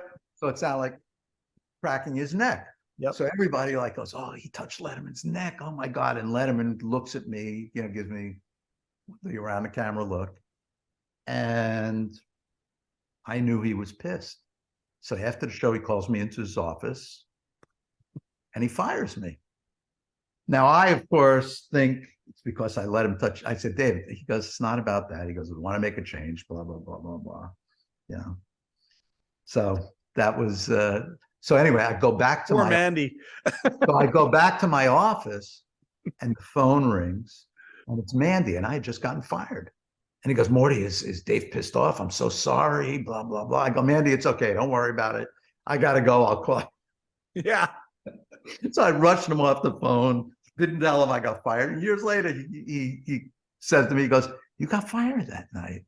He goes, did I have anything? I go, no, Mandy, you didn't, blah, blah, blah. So it was funny. I get fired from the Letterman show. Yeah. And part of my exit deal was that they were going to give me an office for a year at Black Rock, the CBS headquarters. And I was on like the 32nd floor. Yeah. And they used to call it the bad boys floor because anybody that got fired and had an exit deal, they would give an office on that floor. So Eric Ober, who was fired as the president of CBS News, he was on that floor. I was on that floor. And it was the bad boys floor. So, they gave me an assistant. They paid for my assistant. They gave me a beautiful office overlooking 6th Avenue, big view. Wow. For a year. I didn't have much to do. I was kind of, looking to figure out what I was going to do for a career. And so I used to have lunch every day at the China Grill, which was in the lobby of the CBS building. Yep. So one day I'm having lunch there and I see Cosby and Moonves together having lunch. And I would be there with magazines, reading and eating alone. And I had to pass them to get out of the restaurant. So, of course, I pass them and say hello. And Cosby goes, in front of Moonves, he says this. He goes, I can't believe you got fired from that show. He goes, you were the heart and soul of that program. He goes, you were the Papa Bear. You were the conscience of that show. He goes, I will never do that show again now that you're gone. And I was like, Bill, that's so sweet of you. Thank you. And in front of Moonves, and Moonves is, oh, wow, Moonves is even impressed. So in the moment, yeah, I'm like flying high thinking, what a great thing. That night I get home, watch the Letterman show, put it on. Tonight, Bill Cosby. Yeah. He was on that night. He taped it at 5:30 right after lunch. He promised he's never going to do the show again. So I knew Bill Cosby was a liar from that day on. There was a certain amount of Kremlinology of what has the great leader said and what are the implications, and what might have been just a irritated, tossed off remark is now enshrined as some sort of inviolable rule. Yeah. And then later, no, I don't hate that. I don't know where you got that idea. And you wouldn't remember why it started. Yeah. So you do your best to try to understand an ever evolving ecosystem of rules and preferences. And at some point you found that, but this contradicts that. Well, that's the nature of the game. Just like every day, the mood may be different, and the show evolves and the world evolves, and now we're going to talk about this, and we're going to find our own way to put an imprint on something like after 9/11, the classic dilemma of, oh my God, the world has changed. How does comedy fit into this very different feeling world? And the very tentative ways that Dave tried to test do we want to laugh? Do we think we should laugh at silly things? And are we still fully human beings that have all these impulses, not only grief, but optimism and laughter? And yes, we found our way slowly back to that. We were writing materials because you had to, but it was a day-to-day finding your footing. The first thing that jumps to mind talking about this, and I don't even know if this is true, but I seem to remember just, like the analogy I gave about cramming for a test when you come in the morning, and you tear through the newspapers. It was very strange in that during that period, you would come in and you would tear through the newspapers and it would be nothing but news you couldn't joke about, And so I remember us, before I was talking about how the balance between topical humor and evergreen humor, I remember during that period, it was just like, you couldn't make topical jokes because it was just grim. And I remember it's just like, I think at one point, doing a top 10 list about the Jolly Green Giant, just because it was silly and it won't hurt anyone's feelings or make people cry. So I remember that being an odd time. I was not a huge fan of George W. Bush, even in the days after 9/11. So I kind of very quickly wanted to get back on and making jokes about the administration, criticizing the administration. Dave was kind of wary about that. We need to hang back. And and so that went, in my memory, it went a couple months. And then I remember there was a weekend in, I want to say December or January, where the president had bruises. He had abrasions on his face. And it was because the president choked on a pretzel and fell down and hit his head on a table and bruised his cheek. And thank you, God. I remember it's fine again. At that point, Dave kind of nodded and went, "Yeah, okay, I guess we can make fun of this guy again." Like I think Superman has lost his cape.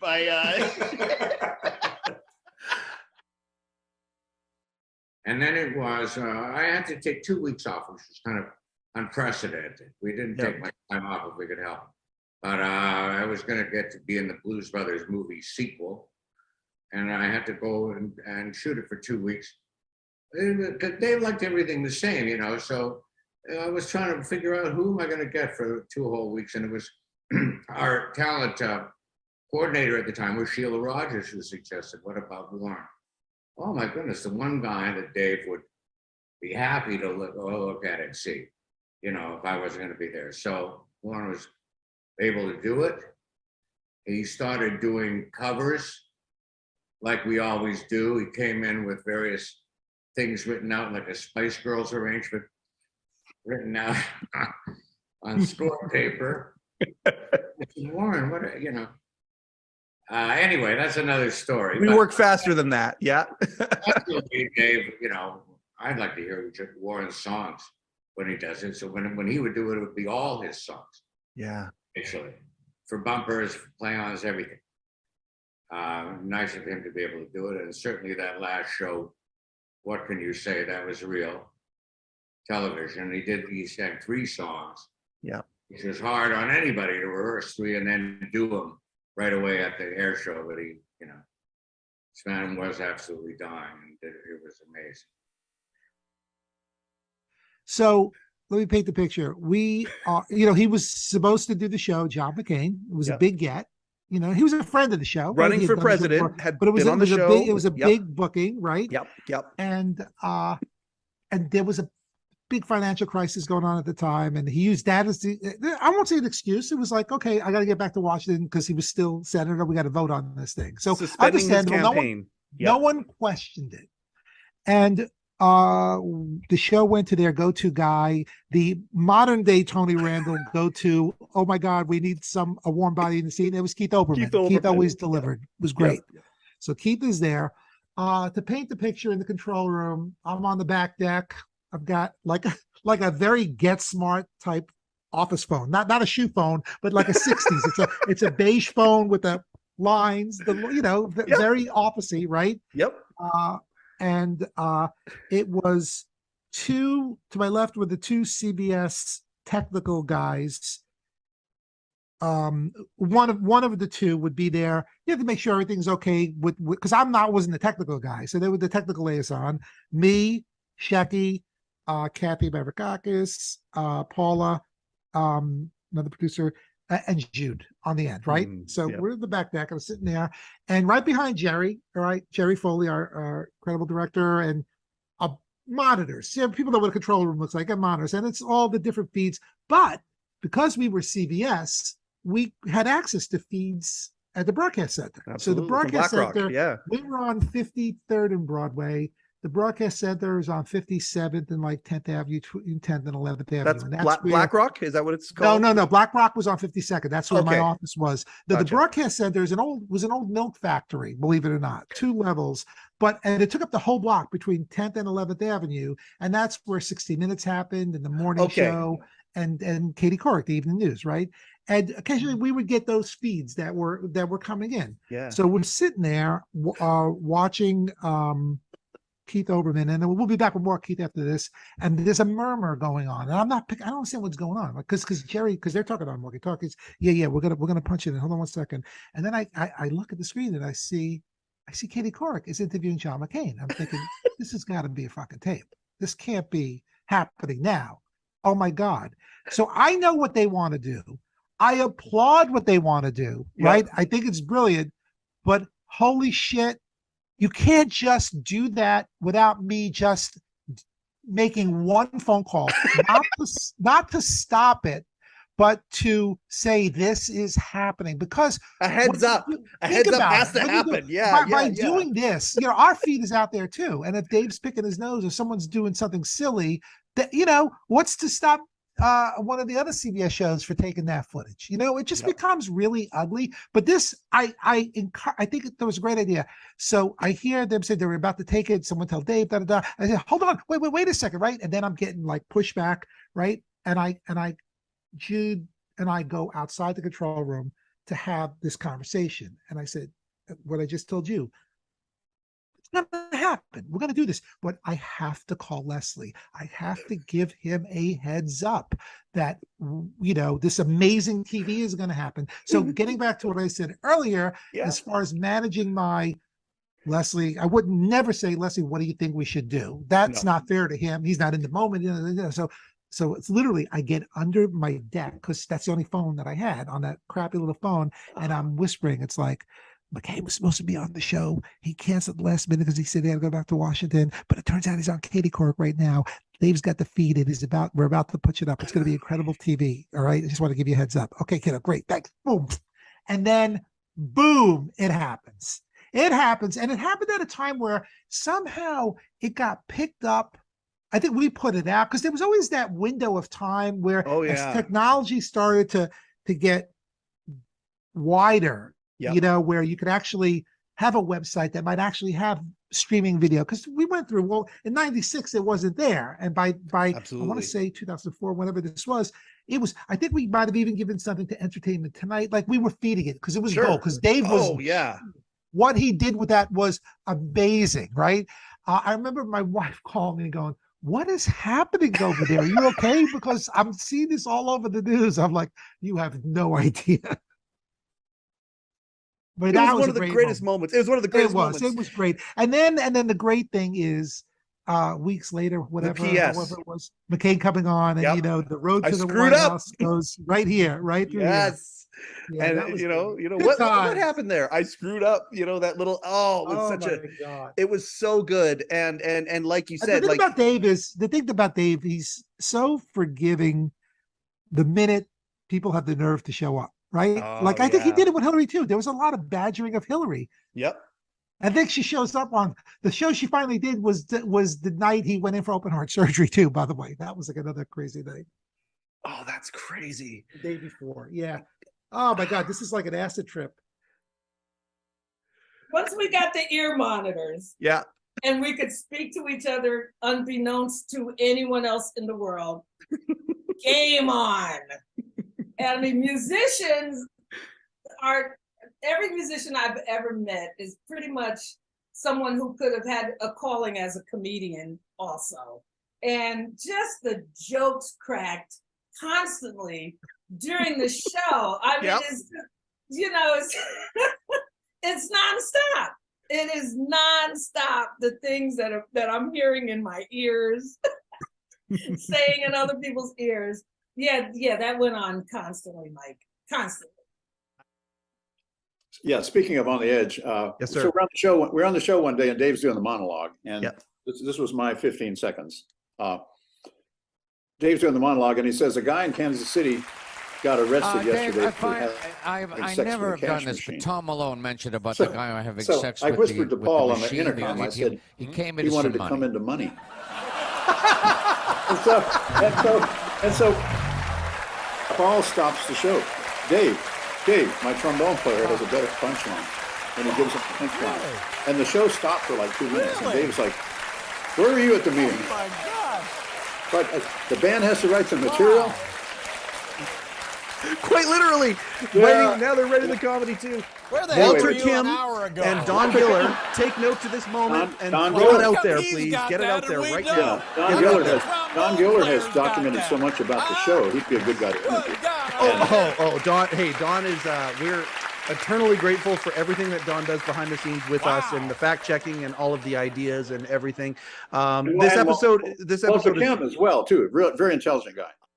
I'll give you a great Schaefer-ism that we took advantage of the microphone by having the microphone that nobody else could hear but us. Yes. So first of all, Schaefer, I don't know how he did it, man. He must have been some kind of, he had 12 minds going at once because he had the AD talking in his ear at all times. He had Dave to respond to. He had what was Dave was when Dave wasn't talking to him, to respond to the room itself, and just to set up the band, and also to be a bad motherfucker on the keyboards, which he has always been, right? Yes.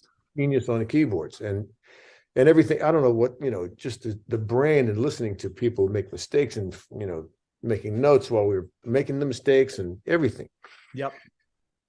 But one of the great advantages of that microphone that he was so genius about never talking into the wrong one of, that's the genius. Because that could have been pretty interesting. Yep. His father was a really great guy, and Bernie Schaefer, and he had this uncanny ability, according to Paul, to call out somebody's wig, hairpiece, black spray paint on the bald spot, those kind of things. It's a hell of a gift. And yes, he could nail it every time. And I think Paul inherited that gene as well. Oh. So he would point out, when certain people would come on, he would point out one of those, it's a weave, it's a thing, plugs. He would just, and we would just go, really? And then the more you look, the more you realize, man, he nailed it so fast, So that was one of the great uses of the microphone.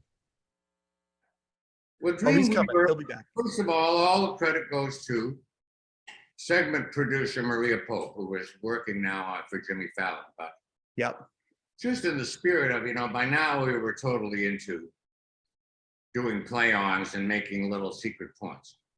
And Maria was into it. And Marv Albert had a sort of some unfavorable publicity whereby someone had pulled off his hair really, and said in the press, I pulled off his wig. Yep. And he said, it's not a wig, it's a weave. So Maria Pope said, when he comes out, why don't you play Green Weave? And that was a no-brainer. Of course I'm going to do that. And sometimes there was some judicious, is it barrel rolling, back scratching, gerrymandering? Sure. Like some PA that was, some PA who was just about forced to move back to Iowa because they couldn't pay the rent. So we'd cast him in a couple of bits over a 2-week period, and they would earn enough with the under five, $200 here, $600 there. But Paul Schaefer, they would play music in and out of the breaks, bumper music, and when some musician was in a tough spot or needed dough, he would play their music. I can think of many examples, but the one that comes to my mind was Sly, from Sly and the Family Stone. Yes, and which was great music to play anyway. Sure. But Paul would go out of his way just to sort of like, without, in a legitimate way, help out a fellow professional and an artist, And I love hearing that. Yeah, that was a great thing, all unsung and all unacknowledged. The whole spirit in which the show existed was that, it wasn't necessarily for everyone, it was, that's why you felt like you were in a club, so that's why, I think there were things that people loved and hated the quiz machine, even within our own staff, so I mean, So that was universal. There were probably people who hated the Weekend Late Show on the staff, and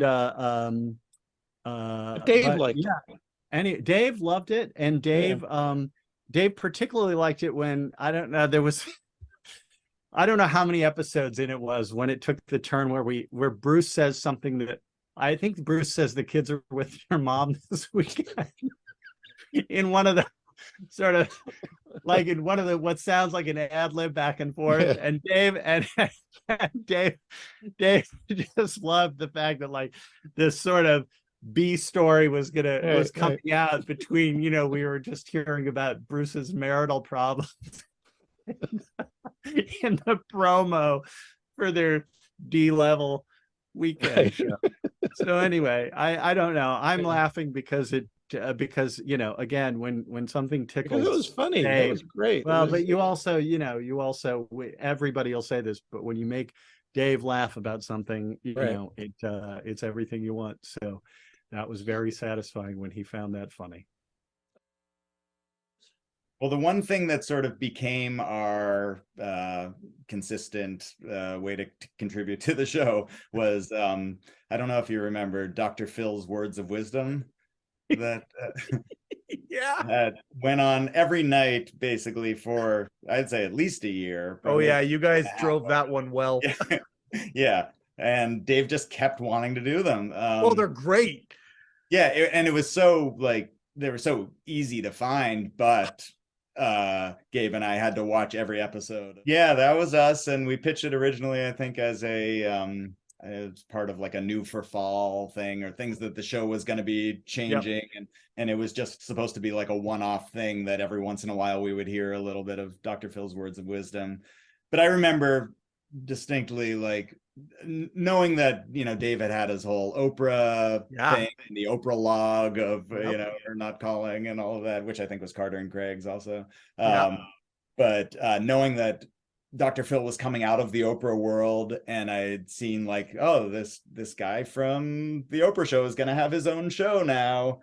That is definitely going to have something that we can use for Dave, you know, that it's going to fit into Dave's world somehow. And so then it was just a matter of, like, how do we use it? So I remember recording, you know, on my TiVo, the first Dr. Phil show, and like, okay, let's see what we can work with here. And there's a lot. Yeah, there is a lot, but yeah, just narrowing in on that way to use his, and he just, you know, set himself up for it time and time again. Like, anytime he would sort of, you know, whenever any metaphor or simile that he gave, and totally, and he like takes their, you know, speaks in the persona of the person, like, I'm just a big dumb idiot or whatever. Like, I've had a just giving us those, and I've had it reversed. Yeah, it meant that we had to watch every single episode of Dr. Phil, and that became a regular assignment for us. And we would switch off who was doing it on a given day, but it was more like scanning through and fast forwarding anytime anyone else was speaking, and then it's like, okay, here we go. Like, Dr. Phil's going to talk again. I want to be Miss America. Yeah, I remember it was a big deal when Dr. Phil was going to be coming on the show for the first time after we'd been making fun of him for so long. Yep. And I don't think we knew at that point that he had such a great sense of humor about himself. But it was like, this will be interesting to see how it goes. And he quoted some jokes and stuff, when he was on the show, you know. So it was nice to see that he was playing along. But you're right, it was it ended up becoming more than just those bits. But the great thing for us was that, like, in one way, it was like nice to know that we were going to have something on the show every night, just about. Sometimes there were two of them in a night. The downside was, like, it was very much a formula, and like you said, he was beating it into the ground, and it was like, okay, maybe it's not always as great, you know, as coming up with something new. Yeah, that's and a very it was cool fun also thing. to see, like, that the audience after a while started to know it too, and so when he'd introduce it, people would start to, you know, it was just written as a one-off. And I remember, the Stengels came to us and said, like, okay, we're gonna need more of those, like, get ready to watch more Dr. Phil. So they would, Randy and her gang would send us the tape every day of the Dr. Phil show. We'd scan through it. For me, I did a lot of traveling, right? So I would go and help be like sort of the field producer for like Biff Henderson's America segments, right? Yeah. So like I would go, it would be like a director who would go, and it would either be Randy Grossack or Jessica Santini, and a writer would go, and Biff would go. But I was just learning on the job at the time. So, for example, you see Biff driving that Winnebago all the time, but that's only when the camera's rolling. When the camera's not rolling, Jeremy's driving the Winnebago, right? So, when we were the first time I ever did it, I think it was like Calhoun, Missouri, and I was driving the Winnebago. Or actually, I think it was the first time I was driving this very big Winnebago. I backed it right into a ditch, like within 10 minutes of driving it. You know what I mean? It was ridiculous. Yeah. And then you're driving, and you're responsible for getting the whole crew in the Winnebago to the location. So here's another example. We did a Biff Henderson's America in, I was thinking about this the other day. It was in Whiting, Maine, right? And I was talking, it was Chris Harris was the writer, and they wanted to do a joke. It was, the joke was Biff is going to go on a lobster vessel. He's going to go on a lobster boat. He's going to pull up a lobster trap, and in the trap is going to be an AOL CD because those were everywhere at the time. Okay. And then the joke was going to be, oh God, these things are everywhere, right? Yep. So this is my first time doing this sort of thing. So I'm like, here's what I'm going to do. I'm going to call a authentic lobsterman. I'm going to set this up. We're going to go out with a lobster vessel. We're going to put the CD in the thing, and we're going to shoot the joke, right? Yep. So I call the guy. He goes, awesome. We'll take you out on the boat. You have to meet us at 3:30 in the morning, and we'll be back by sundown because they're going to go out lobster fishing all day. And that was the first time I realized, I realized, wait a second. I got to think this through. I got to figure out, what does it mean to produce this joke? Do you know what I mean? Yeah. And so, I stopped down, thought about it for a second. I called a lobster restaurant in the nearby town. And I just said to the guy, you don't happen to have a boat that could take us? He's like, of course.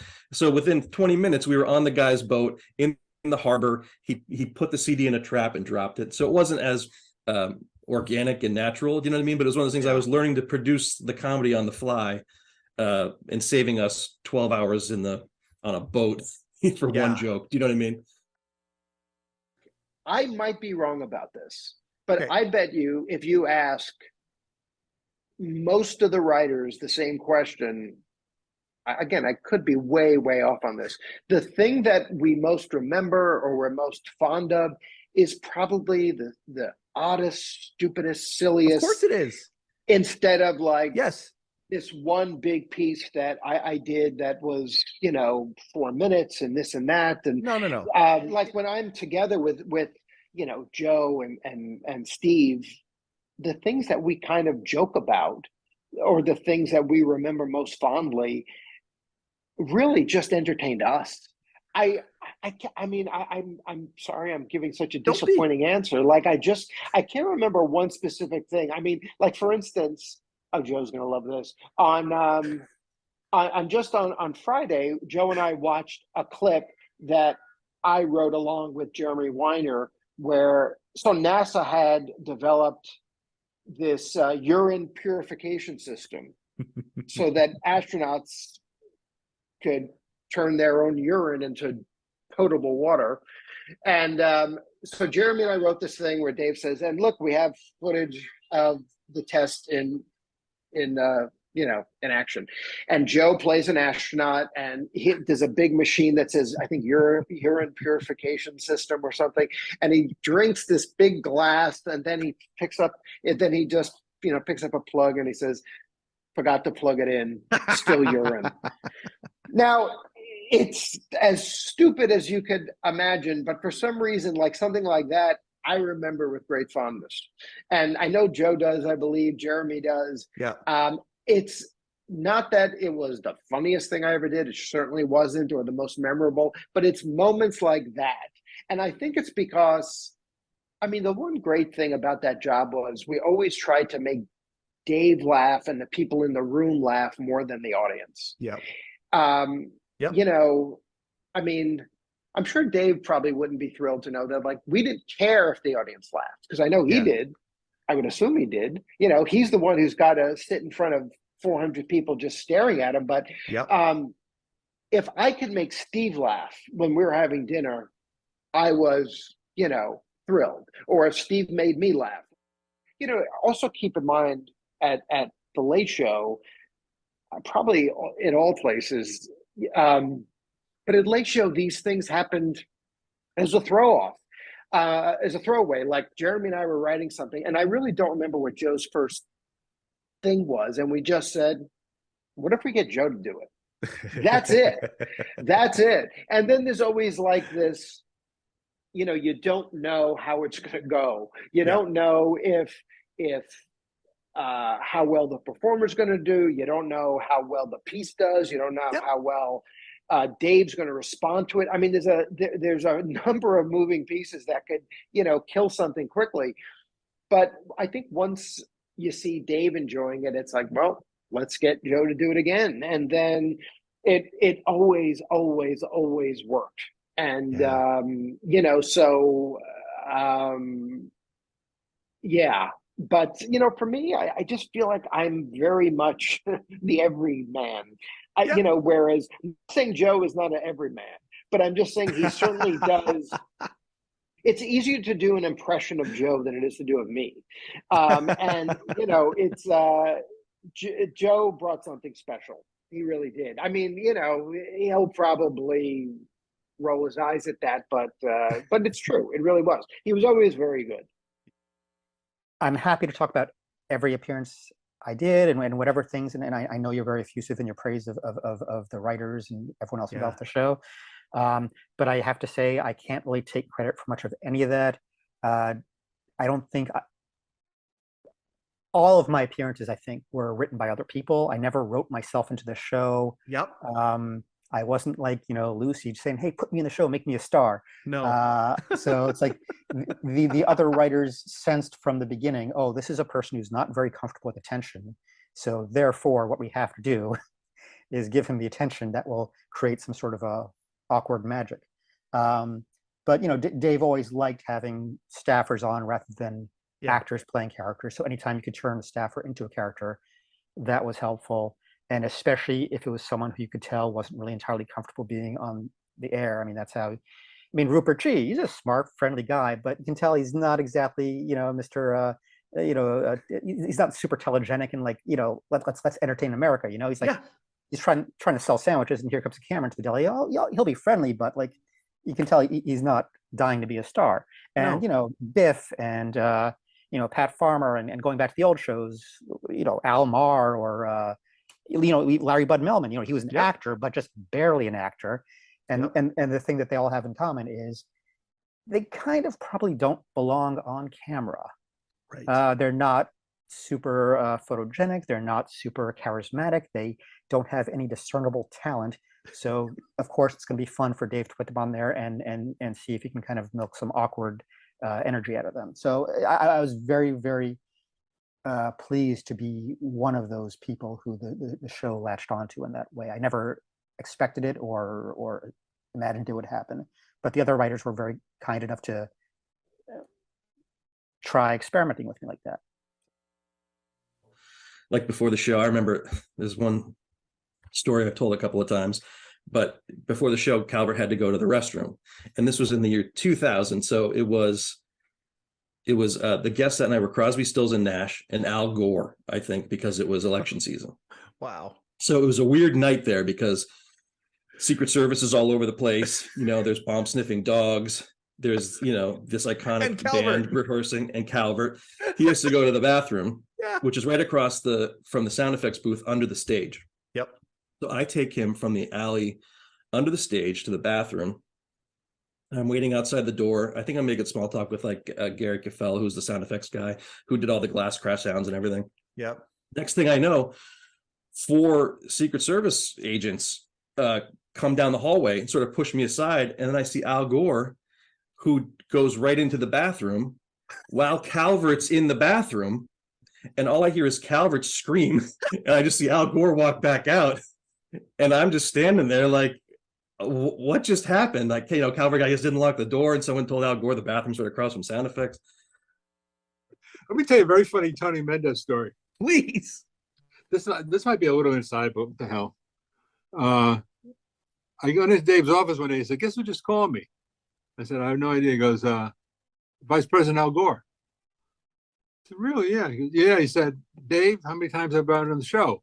I said, well, a few times, Mr. Vice President. He said, okay, I'd like you to do me a favor. I'm teaching a class at Columbia, and I'd like you to come and talk to answer questions from the students. And they said, yeah, sure. So he talked about it, thought about it, and he called Al Gore back and said, can I bring some of my people with me? And Al Gore said, sure. He said, and I'm thinking about bringing Tony Mendez, who's my Q card guy, and he's a Cuban exile. He's a refugee. His family fled Cuba. And he would like to come in full battle fatigues, like Fidel Castro. Is that a problem? And he said, yeah, you probably shouldn't do that, Dave. Yeah, that's okay. So anyway, we went and did it. It was fine. You went and did it? Not with, well, we were up there with Dave. Oh, not with the fatigues, though. Tony he didn't come wear dressed like that. battle Okay. fatigues. No, it was me. I guess it was me and Bill Shaft and a couple of, who else? Staff members, maybe Mary Barkley, maybe Joanne, I don't remember. But anyway, I do remember this.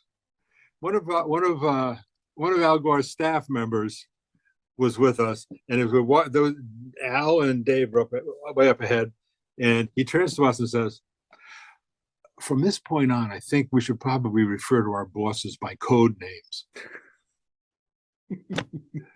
And then he said, "My boss's code name is," and it was something like Gargantua or something, who knows, something silly. And I thought, we're on a goddamn Ivy League campus in New York City. Why would I didn't say anything. I just thought, no, that's all right. Code names. What is this, playing some kind of game? That way that he could tilt reality 22 degrees and it sounds plausible, but it's completely not right. Like one of my favorite tiny things. Yeah. That I have quoted to friends over the years. I don't know what year this would have been, mid-90s, I guess, based on when the movie came out. He was talking about that movie Speed. Yes. And his capsule description of the movie Speed was that it was about a talking bus that goes nuts. Really? Takes people on some kind of crazy... Which seems like... I don't think that's right, but it almost sounds plausible.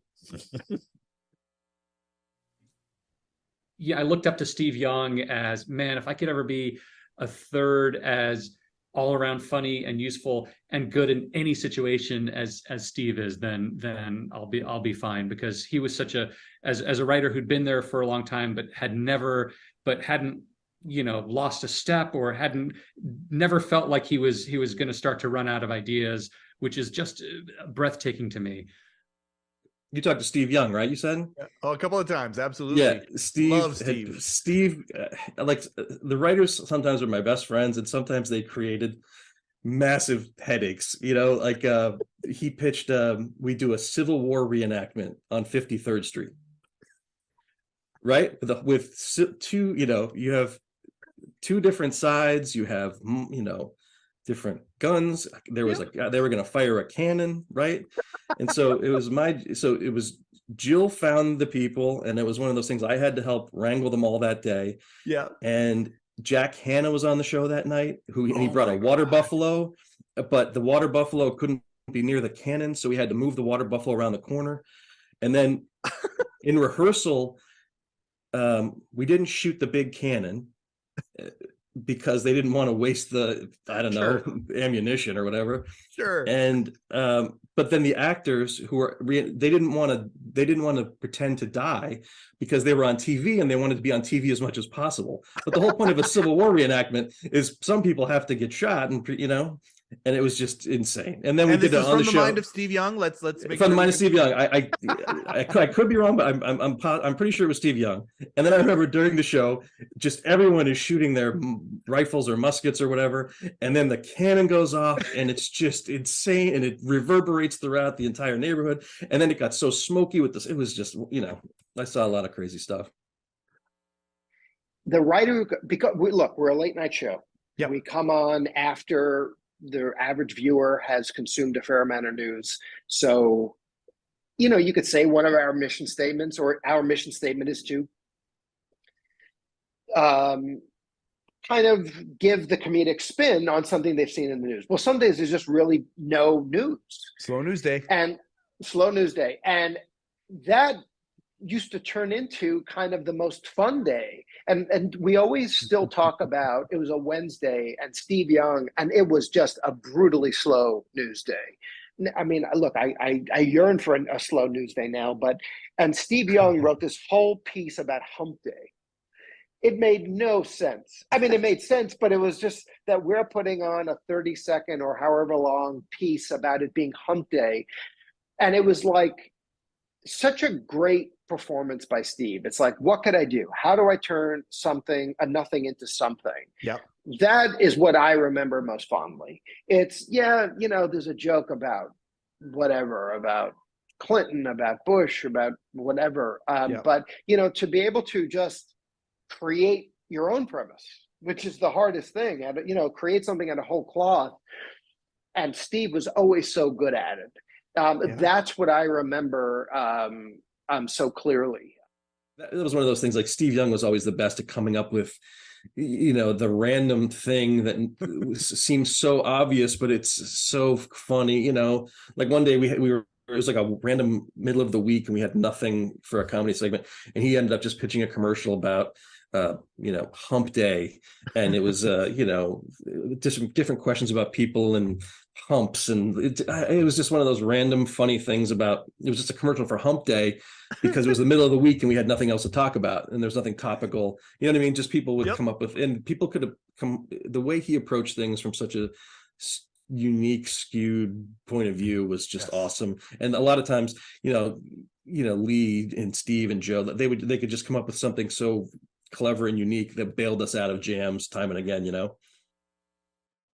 You learned, if you found your way there, to trust. Like in the writer's room, I've heard of terrible writer's rooms where everyone is paranoid, everyone is scratching for credit. If I win, you lose, so I must win and you must lose. There's, I think, no shortage of rooms full of Sharks people like that. Shark As I Tank. said, talented but not necessarily beloved people who populate certain branches of the industry. But we were lucky with a very long-term stable core of people who were comfortable enough with each other to say, I have the beginning of something, but I don't know where it goes, or I have this phrase and it may be stupid, but I'm just going to throw it out there. People would make themselves vulnerable on a daily basis in the writer's room and say, whatever this is in my mind, I don't have it. You're going to have to help me. And maybe together we can make something that neither of us could have made apart. So on a good day, that would be like somebody else pitches the beginning of something that I couldn't have thought of, but then I add the detail that make, oh my God, now it's a slam dunk. Yeah. Two people together on in a room like that or more. We did things on a collaborative basis sometimes that were just everybody helping.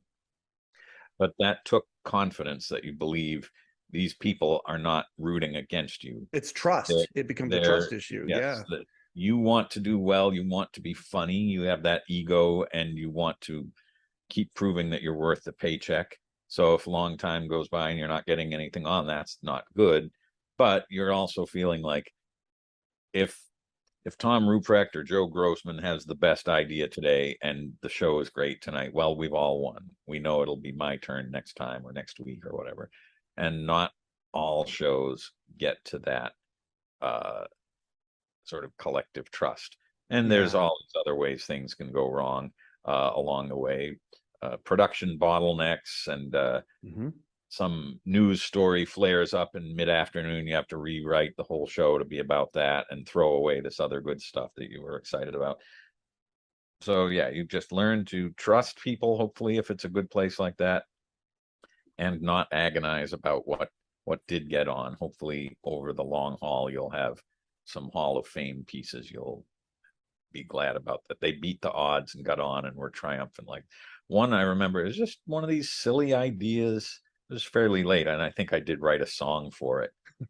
It was just, like a little music bit would start. Oh, you know what that song means, folks? It's time for my grape break. And there was a grape break song, and a grape lowered on a filament from the catwalk down to Dave. And the way I wrote it, it was just going to be like in a little box, and he would open the box and eat one grape, and it would be just a lot of effort for something nonsensical. But Dave kind of got a hold of it and said, oh, you know what?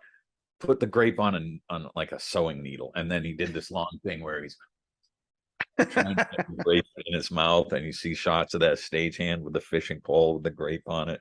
And it was such good humored chaos because Dave was in the right mood that day and said, this is going to be stupid fun. And I couldn't have predicted how it would turn out. Some days, yeah, Dave would take something that you thought was this level and make it way up to here. Just decided to run with it.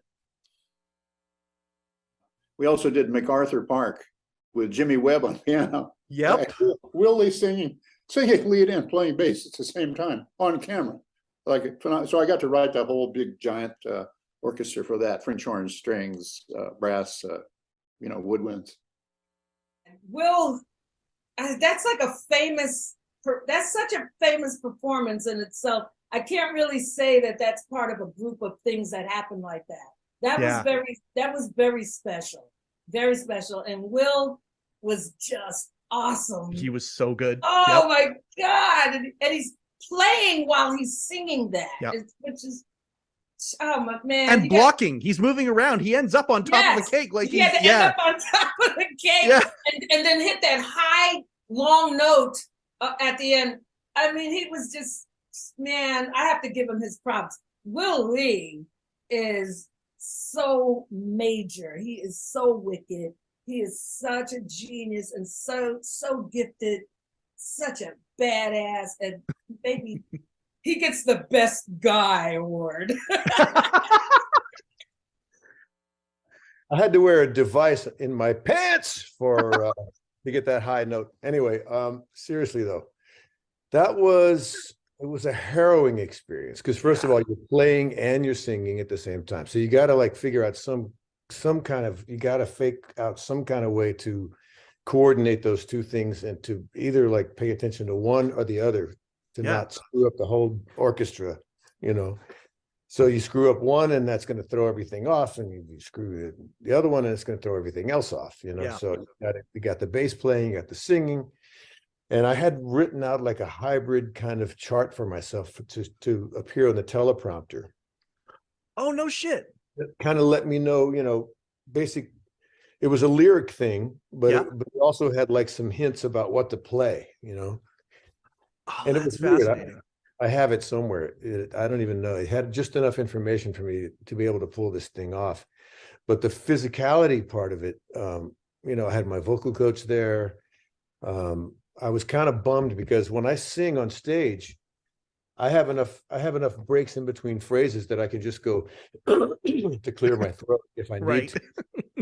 Not when you have the Madonna mic on. When you have the Britney Spears mic on, every sound is heard. So it's a different animal. Yep. And I did tons of Prilosec, tons of just downed a few gallons of water. My vocal coach had warmed me up all day long, and we had the basic band, without the strings and extra hired, percussionists, horns, et cetera. Jimmy Webb had a rehearsal one night because we were learning bumper tunes. Okay. And Letterman had sort of said, could you guys try to do MacArthur Park as a bumper, right? I believe this is how it went. Paul Schaefer, bumper. Okay. Paul Schaefer, who's really more on the inside, will know more about the exact way it went down. But to my knowledge, from what I've heard, we were rehearsing it at the bumper rehearsal, and we. I think Schaaf got the sense that I could sing it pretty okay, and thought and maybe he went back to Dave and said, this, we don't know exactly how to treat this as a bumper because it's such an epic piece of music. Yeah. Where do you start? Where do you end? But it's got the potential to sound pretty good, And I think he talked Dave and Dave said, well, let's do it as a feature or something like this. That my order of events is maybe way off, but when that means, Paul negotiating for, can we get strings and can we build it up and do a thing? Can we get a prop? Can we do a cake thing? And whatever meetings went into all that stuff. Right. And the funny thing was, I'm friends with Jimmy Webb. He's a really wonderful human being and a good friend. And I was excited when I got the call to say Dave wants to do this as a feature.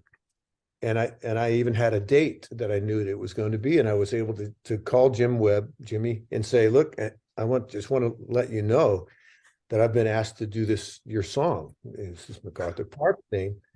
And I don't want you to miss it.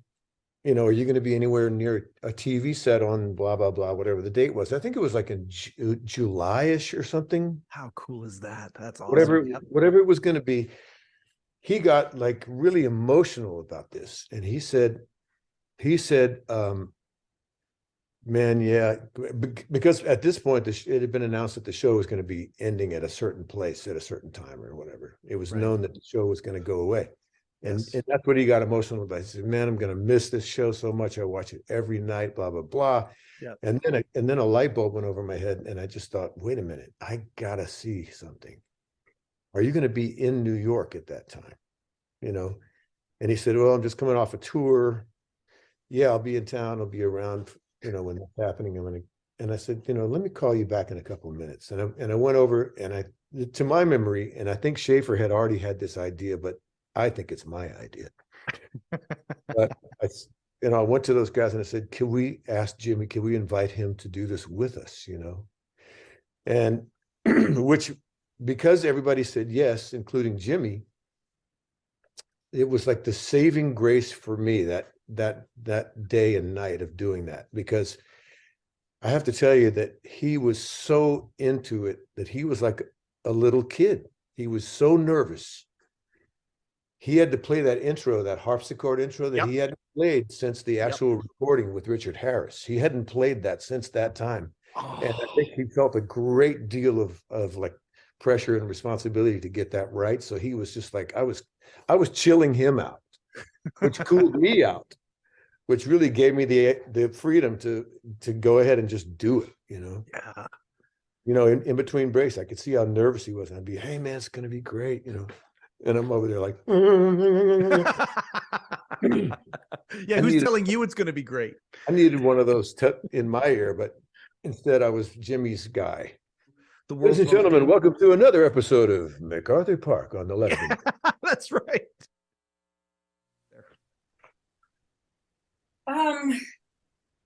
Only that it was different. Mm-hmm. Like once we knew that we were doing our final shows, it felt different. Even though we did the show the exact same way, it just felt, I just remembered that it just felt different. Like and I think we all felt so grateful.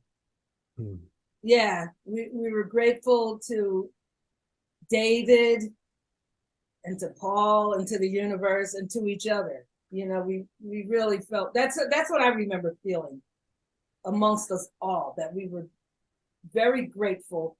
We weren't really sad. Yep. You know what I mean? It's like, oh yeah.